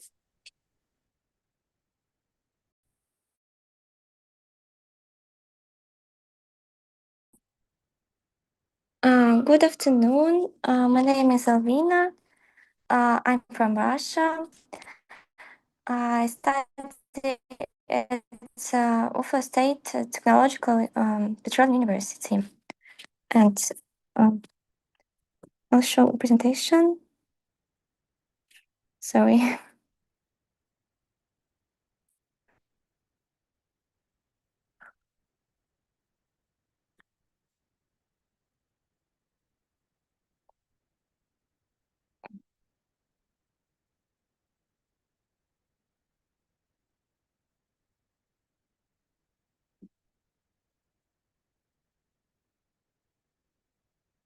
Okay. Do you see it? Yes, yes, we can. Okay, I'll start then. All started with Is it possible a to rotate story. this? What? Is it possible to rotate it as we see it in portrait mode otherwise? Okay. Well, it's I think you can continue. No, you can continue it with portrait there.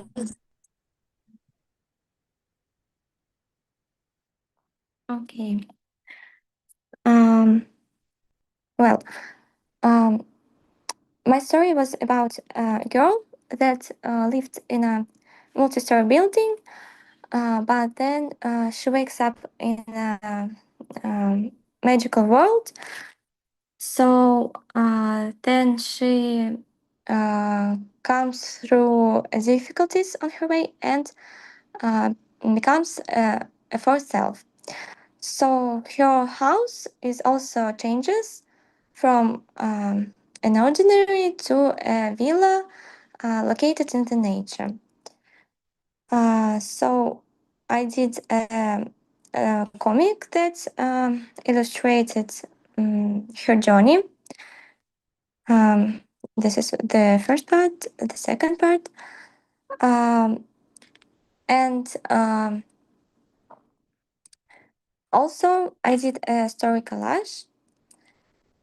So she, the Mary becomes a Marielle. So my project called Villa Marielle. And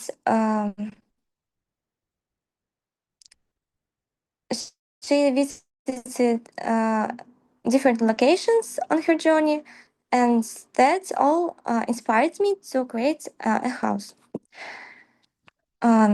Also, I did paper layouts to see how the house will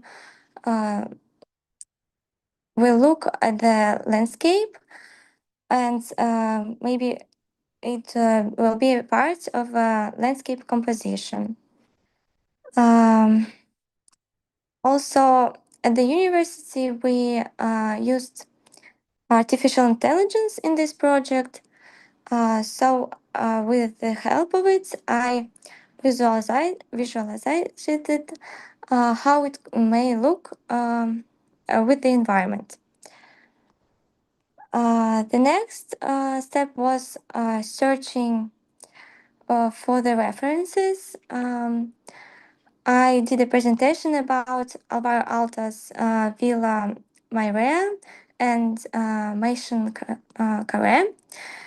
I really liked his architecture, and it inspired me.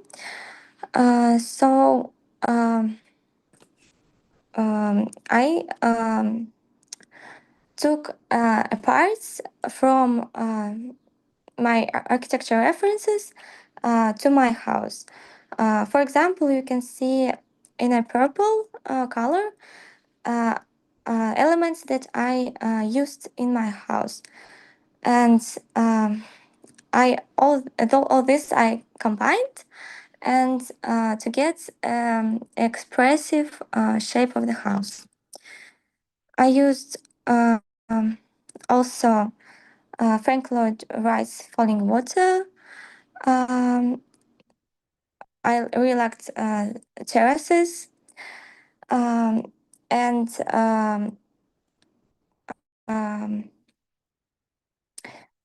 the construction of a building is columns, so it is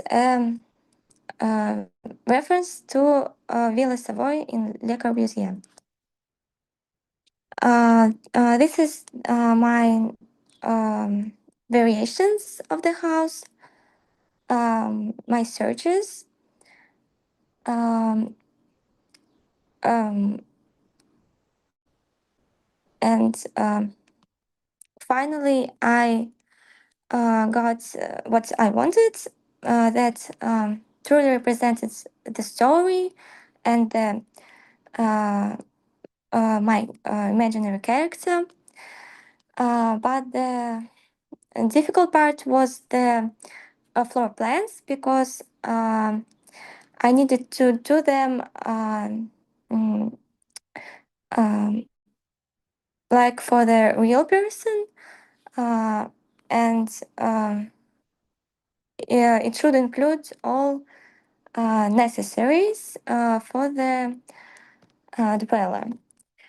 Also, here you can see the my sketches of plans and a form, searching a form, because I always draw when I create a project. It helps me to visualize my ideas on paper. Team 12, Um, your 5 minutes are over. Please wrap up in this one last minute. okay, I'm finishing. And here you can see the final plans and sections. Um, so I decided that my character would be a creative person, so she needed a musical room with the piano, a library on the second floor, and she has a living room to on the first floor to have a guest maybe, and on the third floor she has a study. Um, well, I really liked this project and it inspired me a lot. So I can say that I'm finished. That's all.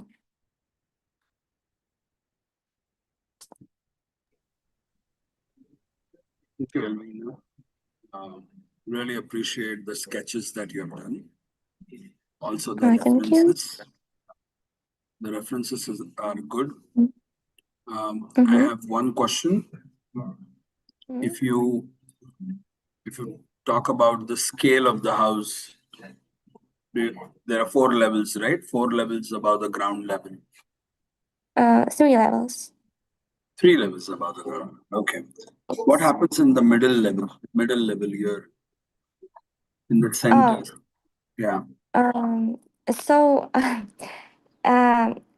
right side that with the curved walls, it's like a console. Under it, a terrace opened.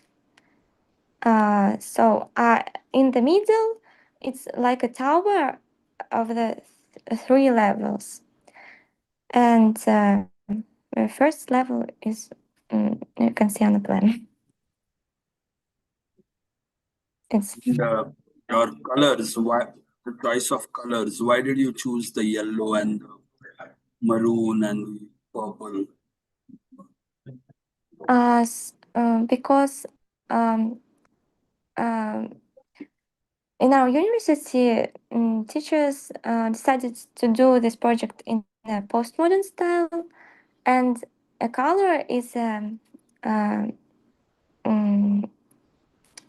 efficient way to translate emotions, and also like part of a postmodern language. So I also did different variations of colors, but I chose those because I also found a reference that um, somehow reflected my building, and I thought it will be suited well.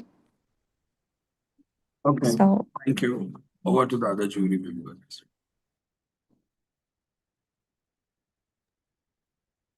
Thank you, Elvina. Very nicely presented. As thank Mahesh sir you, said, very nice sketches. thank And you. is this person reflecting you? Yes, I imagine the story, Okay, uh, and yes, it's reflecting me somehow. fair enough. So I think you said that you were inspired by Villa Savoy by Le Corbusier. Corbusier Yes. is a very modernist architect. And what Mm-hmm. I see is a lot of colors in you, which reminds me of actually being very soft and not so modernist or not so structured. So how do you connect those two? Mhm. What I see, your Um, architecture is very different from the colors that you've used. so the idea was to use modern references, and with by mixing the parts of the buildings, by adding a color, an ornament, um, you transform it into a postmodern style. So from Le Corbusier, I took only columns uh, and maybe windows in a uh, in one facade, like um, uh, one under another. I don't know how to say it No, I in got it, English. but don't worry. I got it. Thank you. Oh, well, that's all. Hi, lovely presentation. I really liked your narrative and the complexity of your drawings and the resolution of the planning in your drawings. Um are you inspired by constructivism? I see a lot of lines of constructivism or early Russian constructivism. Is that the was that in your thought process just something that is just a similarity in design? uh, well, um, actually, we like worked in a group. We Okay.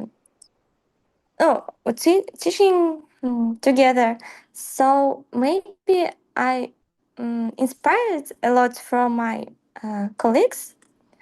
But for me individually, I didn't chose Russian architects.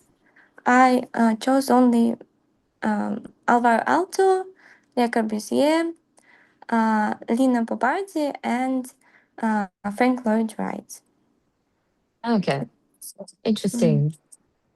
References, yeah, the varied references.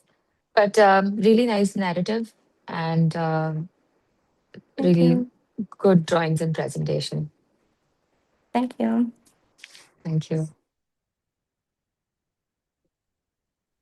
Thank you, Team Grace. Now we shall move forward to the last participant and not the least, Team 13. Please come forward and present.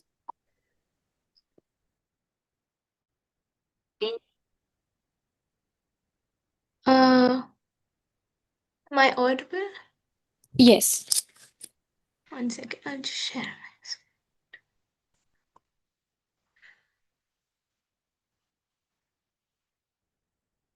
Is my presentation visible? Yes, it is. Okay. So I'll be starting. Good afternoon, everyone. I'm Anam. I'm a third year architecture student. Today I'm presenting Athenaeum Royal, a residence designed for Arundhati Roy. So Arundhati Roy is an Indian author best known for her novel The God of Small Things, which won the Booker Prize. She is also a political activist involved in human rights. So she was born in Assam and raised partly in Kerala and Ooty, and she's also an architecture graduate from SPA Delhi. Her life reflects a unique blend of creativity, critical thought, and a deep connection with people and nature. So, before designing, I wanted to understand the person behind the books. So, I watched her interviews and read her articles about her and created a mood board or collage which captures fragments of Arundhati Roy's life, her literary journey, her roots in Kerala and Assam, and her appreciation for landscapes, her love for books. She also used to be a filmmaker, her love for tea, cinema. Together, these elements help me build an emotional profile of the client instead of merely designing for her functional needs. So the site is located in Bangalore. It is a corner site which overlooks a lake with the park opposite it, and there's abundant greenery, and there are two existing trees which I've retained on the site, and calm surroundings which provide an ideal setting for reading, writing, and contemplation. Um, so I've created a fictional narrative as to why she would choose this city. The story imagines Arundhati Roy seeking refuge from the noise, the congestion, and the constant pace of Delhi, and in search of a quieter environment where she can write peacefully. So I've included elements and locations that are important to her, the books that she's written, her age, and a friend's recommendation brings her to Bangalore, where she discovers places like the Blossoms Book House and reconnects with the city's literary and cultural atmosphere. Eventually, she finds this lake facing site surrounded by greenery where she decides to build her home. So, coming to the concept, because coastal landscapes form such an important part of Arundhati Roy's memories and writings as well, I've taken some inspiration from the seashell. And the name Athenian Royal of the residence, it is Athenium is a Greek word which is a place dedicated to literature, often a library or literary institution, and Royal subtly incorporates her surname Roy, reflecting the house's identity as both a home and a sanctuary for a writer. So this is the roof or the side plan. So this is the ground floor plan. The arrival experience begins with the landscaped pathway crossing over a lily or a lotus pond before reaching the foyer. From there, you enter the double-heighted living space enclosed by expansive curtain glazing, which follows the profile of existing trees. It blurs the boundary between indoors and outdoors, allowing the landscape to become a part of the interior experience. This openness recalls the serenity of Ooty while filling the home with natural light. Arundhati Roy also had a deep love for handcrafted objects, so there are a lot of shelves and glass cases to display them in the living and dining area. Also, it is why I've retained the hand-drawn nature of my drawings and models, as I'm sure that's how the architecture graduate Arundhati would have liked. And the dining space is intentionally sunken, and it is utilizing the site's existing contours while creating a more intimate gathering space, and which is directly connected to the herb garden. The private zone occupies the quieter, rare portion of the site, and it is buffered by dense landscaping. The master bedroom includes a wardrobe that conceals the entrance to the library. So it is an idea inspired by the book, The Chronicles of Narnia. Beyond the wardrobe lies a green open space where she can sit and have a cup of tea and contemplate. it's designed as a curtain around the spiral staircase, and then it leads to a secluded library, double heighted, which is accessible only through the hidden passage. And it has huge sky high bookshelves and a fireplace. I designed it as a hideout because writing is an intensely personal and uninterrupted process. The library isn't just a place to store books, it's where ideas are formed. It becomes a transition from the everyday functions of the house into a space of complete focus and solitude. The hidden entry reinforces that sense of withdrawal and contemplation. The first floor overlooks the double-heighted living space below. It includes an informal lounge, a meditation room with vertical louvers, timber louvers, and a guest bedroom, and a home theater which reflects her interest in filmmaking, and an art studio acknowledging her architecture and creative background. And there's a balcony with swings and planter boxes, louvers, which extend the living space outdoors, offering a quiet place for reading, reflection, or conversations which overlook the landscape. And the elevations and sections express the seashell inspired design through curved forms, timber louvers, which look like stacks of books, generous glazing, and layered projections where the spiral staircase and landscape courtyards create a home that is both private and deeply connected to its surroundings. Um, there's a comparison between her bestseller book and the house, and how the louvers and the visual graphics match her style. Um, and this is a hand-on isometric view. The curved profile is seen in the compound wall as well. These are some views of the digital model, which I also made, and these of the physical model. You can see the skylight and how the light moves throughout the day. And here I've detailed out the library. On one side, you have very low bookshelves on top of which you can sit and read while looking out these large French windows, which illuminate the double-heighted library with beautiful diffused daylight coming from the northeast, reinforcing its importance as the essence of the residence. On the other side, you have sky-high bookshelves. And this is a physical model of the library as well. And this is a view at night. Yeah, these are the consolidated sheets. I would like to conclude by saying that Athenaeum Royal is more than just a residence. It is a sanctuary designed around the life of a writer, and which balances privacy with openness, architecture with landscape, and creativity with reflection. And every space has been shaped to support Arundhati Roy's passions for literature, activism, art, and nature, while giving her a home that feels deeply personal. Team 13, your 5 minutes are over. Please conclude shortly. Yeah, I'm done. Right on time. Right on time. Yeah. Thank you, Anam. Thank you. I like the bold use of colors that you have used. Was this a part of your university assignment in your second year or something? Yes, sir, it was. But it was originally developed during my second semester as part of my architectural design studio. When I came across this Precisely. competition, I realized the brief was closely aligned with the work that I'd done. So I revisited, refined, and submitted the project, and I felt it still represented my design thinking. Right. So yes. So that's why I would like to ask you, now that you've come to your third year, fifth Yes. semester, if you had to make one design change in this approach, what would be that? I think I'd spend more time refining the transition between the public and private spaces to make the experience of discovering the library even more immersive. And I would, I think, design the landscape part also, since we are studying a lot more about landscape architecture, the kinds of native Planting plants to policy, use, all that I would right. have incorporated. But do you really want people to explore and reach the library, while first you said it was supposed to become a hideout for Arundhati Roy? Yes, yes. It is But she a won't be hideout. entertaining public in the library. Like, she won't be entertaining others in the library. No, she won't. So you can discreetly place and realign it in the layout. Yes, I- a little more concealed, I think. Yeah. But I it's at believe the you can rear speak end in of the it. house. So Right.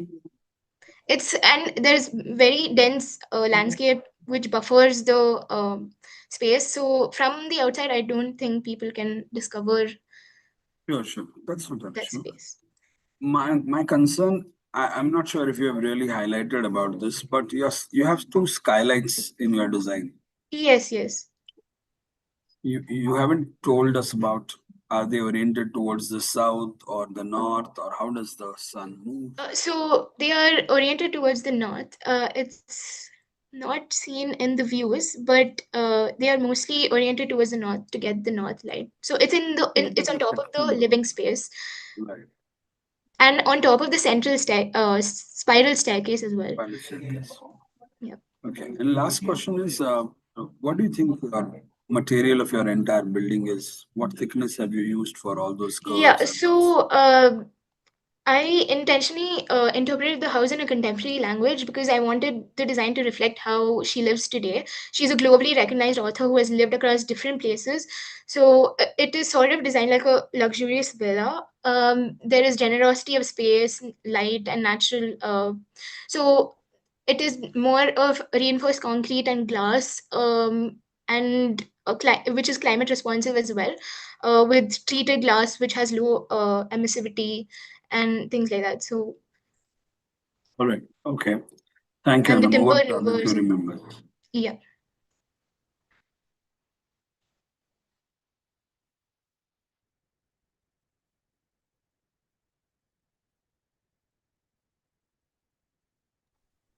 Hi. Hi, ma'am. Hi. So, good effort. Think you could have improved the presentation a little bit, but I think it was a good effort. Um, One thing I would just leave you with is going forward, because you've been third year now, fourth year, going forward, if you have to improve this design, I would urge you to think a little more on. Um, I think you have tried to capture the essence of Arundhati Roy, but how could you make the place more towards her identity? Maybe if you had done a little more research on the kind of books that she writes, I'm sure you have done a little bit of that, but a little more research on how she writes, how she thinks, and how she would use this space. Maybe how she would entertain, how she would use library space. A little more thought into that would have been interesting. And is Right. this context really apt for her? Or I understand the narrative that you made, and that's really nice and interesting. But as as you've taken someone who is a very public figure who people know about, maybe thinking of what context would really be good for her, or what do her books really denote, and how her house can represent that. Right from the architectural language to the planning. That would be, I think, the next step for Yeah, you to so think. I would like to just mention one point. So, this book that she wrote, which she won the Booker Prize for, The God of Small Things. One second, this one. I read it, and I think I've tried to incorporate subtle things which are mentioned in the book.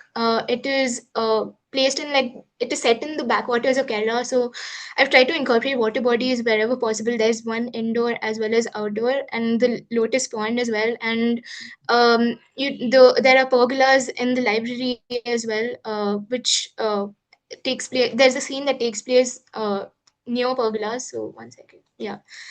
So all the outdoor spaces and indoor spaces have been thought with reference to that book in particular. And also I chose Bangalore. Yes, that narrative that I pointed out also, but because it is significantly calmer and greener than where she currently lives, which is Delhi. And I imagine she wouldn't want to completely disconnect from urban life to a remote town. Instead, Bangalore would provide the cultural engagement of a city while offering the peace and greenery she would need for writing. So yes. A good exercise to do when you are trying to understand a client is to understand the client, removing yourself, removing your Hmm. perspective of the client, right? So just very objectively understand her without your perspective of her. I think that would sort of help you navigate this little bit. Yeah, Yes. but good effort. Thank you. Thank you. Thank you, Anam. Thank you, ma'am. Now you can take a deep breath. Yeah. Huh? You said everything so fast. Yeah, I was scared of the time limit, so I wanted to cover तो everything. सबसे पहले तो when you, so yeah, jury is a jury. We're just presenting what you've done. You don't need to Yeah. be scared. Okay? So that's okay. I like the way that you presented everything in such a graphical manner, which shows how you delved into what Arundhati thinks and the fact that how much the book has influenced you. Very, very interesting. But when you talk about Narnia, then I'm lost. I can't connect Narnia, and I'm a very big Narnia fan. So I can't connect Narnia with this. Okay, Mm. so that. And um, if you had mentioned the materials that you've used here and how you connect that to the architecture, and Mm. that what is your contribution as an architect to Arundhati Roy's residence? Here, this looks like Arundhati Roy. I want to understand your contribution as an architect to what she wants. Just 2 points, not too many. Um, I think in the planning of the spaces and the material palette is very minimal that I've done. I've just shown the how the materials look. Other than that, I think how I've taken inspiration from her books, not just her personality, but the way that she writes, and taking materials also like the glass and the timber louvers and how they interact with each other and the form of the building. I think that would mostly be the contributions. Okay. Have you been to Delhi, Anam? No, ma'am. Whatever everybody says कि pollution है, but Mm. fact ये भी है कि it is super green. Okay. So it depends on which pocket you're building her house. And does she Oh. want to move from Delhi to Bangalore? So she had actually recently come to Bangalore. She had mentioned that she had expressed her interest to move to a city like Bangalore. So One thing that you should add is some technical drawing where you're right. talking about the structure, or you're talking about the material, or section also works, which I've been telling everybody for whom the section is missing. Because you're architecture students, most of you are in third year. Yeah. Then you need to start talking about structure or civil work or what are the materials you'll use, the typology of material, how are you going to implement it, what will be the thickness or section, or how is it going to, how is the house going to stand? Yeah. I've Everything just else drawn is sections beautifully done. showing the spaces and But it's not the beautifully done. structural aspect. Yeah. Yeah, that has to be there. So if you've Yeah. evolved from a studio to here, where we've already done, resolved all this, what Arundhati Roy likes, and you read her book, and the graphical representation is there. So the next step should have been is, The technical since drawings. you've Yeah. evolved, then that should have been there. Beyond graphics, you're an I architect. understand. Yeah. Okay, thank you.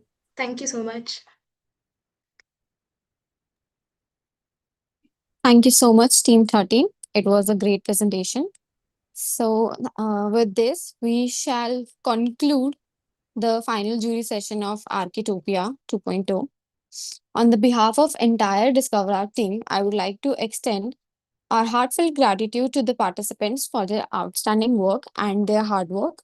And I'd also like to thank the jury members for sharing their insights and grading and teaching the participants. A special thank you to the pre-jury panel members, Dr. Naresh Chatwani, architect Himmat Bhatia, and architect Shailesh Patel. Their insights were valuable in recognizing and selecting the today's finalists. And before we conclude, I would like to request all the participants, jury members, and audience to turn on their cameras so that we can take a group photo to commemorate this occasion.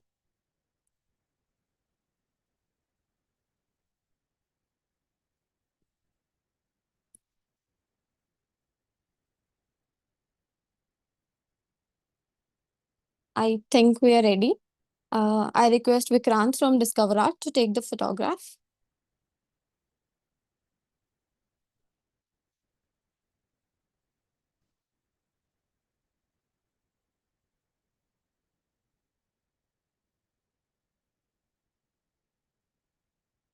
Okay. So photograph is done. We also have architect Naresh Chatwani with us. So I request sir to come forward and say a few words to the participants. Good afternoon. Sorry, I joined a little bit late. Yeah, I was busy with some meetings. Yeah. Thanks, Tanya, for giving me this opportunity to review the amazing work done by the students. I think it was a great opportunity for them as well to design their own program, think about their own sites, and then come up with a solution. I think most of the students have done a wonderful presentations. I must congratulate to them. And yeah, I think looking forward to join new people once they are fresh graduates, and we'd be loved to welcome them. Yeah.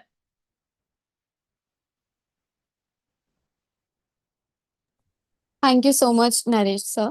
Now I request our final jury panel to share some words of wisdom with today's audience, starting with Professor Mahesh. From Tanya. Thank you, everyone. It's always a learning experience. Some wonderful entries from the students. Uh, Thank you, Badri, for the insights. Thank you, Hiloni, for the insights as well. I think one takeaway from this assignment is uh, we should be bold with our ideas. We shouldn't negate them straight away. We should try and implement as many as possible. Of course, having said that, I keep telling this in my design thinking workshops also that think more, design less. Don't try and over design things. When you try and over design, you sort of move away from your initial motive of design. So try and keep it simple. I think that solves a lot of problem. Of course, you can be ambitious, but still simple and ambitious would be great. One such project which Badri and Snail have worked on, the Tarang, is one such example. It's a simple design, but it's beyond comprehension in terms of normal construction technique and creating a thin roof, thin tile roof structure, and then shell roof structure. So you have to be ambitious, but also try and filter out things as well. So thank you very much for Discover Arch and Architopia 2.0. And thank you, co-jury members also, and all the participants. Wish you best of luck. Thank you, sir. Now I would like to invite architect Abhadri Suthar. Ma'am, please say some words. Thank you so much, Tanya. It was lovely, Iloni and Mahesh. As usual, Mahesh, it's lovely connecting with you. I always enjoy your whatever you say. It always helps. Beautiful pearls of wisdom, I think. And thank you for appreciating us. To everybody, I would just say one thing. When you design, when you work, whether you are at the institute or whether you come in practice, two things don't forget. One is your ethics, never compromise on them. And second is, do not design for awards. Awards are a byproduct. Please design to the context and for whom you're designing, and always remember what is your focus and your contribution to the design. Thank you so much. Lovely work. Thank you, ma'am. Architect Hiloni Sutaria, ma'am, please come forward. Hi, thank you, Discover Arc, for making me a part of this jury and presentation. It was lovely to see everybody's work and also hear from Mahesh sir and Badri ma'am. Lovely inputs and really interesting work from the students. It was really nice seeing such a plethora of different works. And yeah, I think we've given our comments in the juries, but I guess just keep on exploring. That's the only takeaway from it. Yeah, thank you so much. Once again, thanks a lot to the distinguished jury members, to our hardworking and passionate participants, and the other audience. We were so grateful to have you here. The results will be announced on 17th of August 2026 on our website. And till then, keep on exploring, keep on working on your creative aspects. Thank you so much. Have a wonderful day ahead. Thank you, everyone. Have a good day. Thank you. The meeting is Bye. concluded. Thank you. You all shall leave.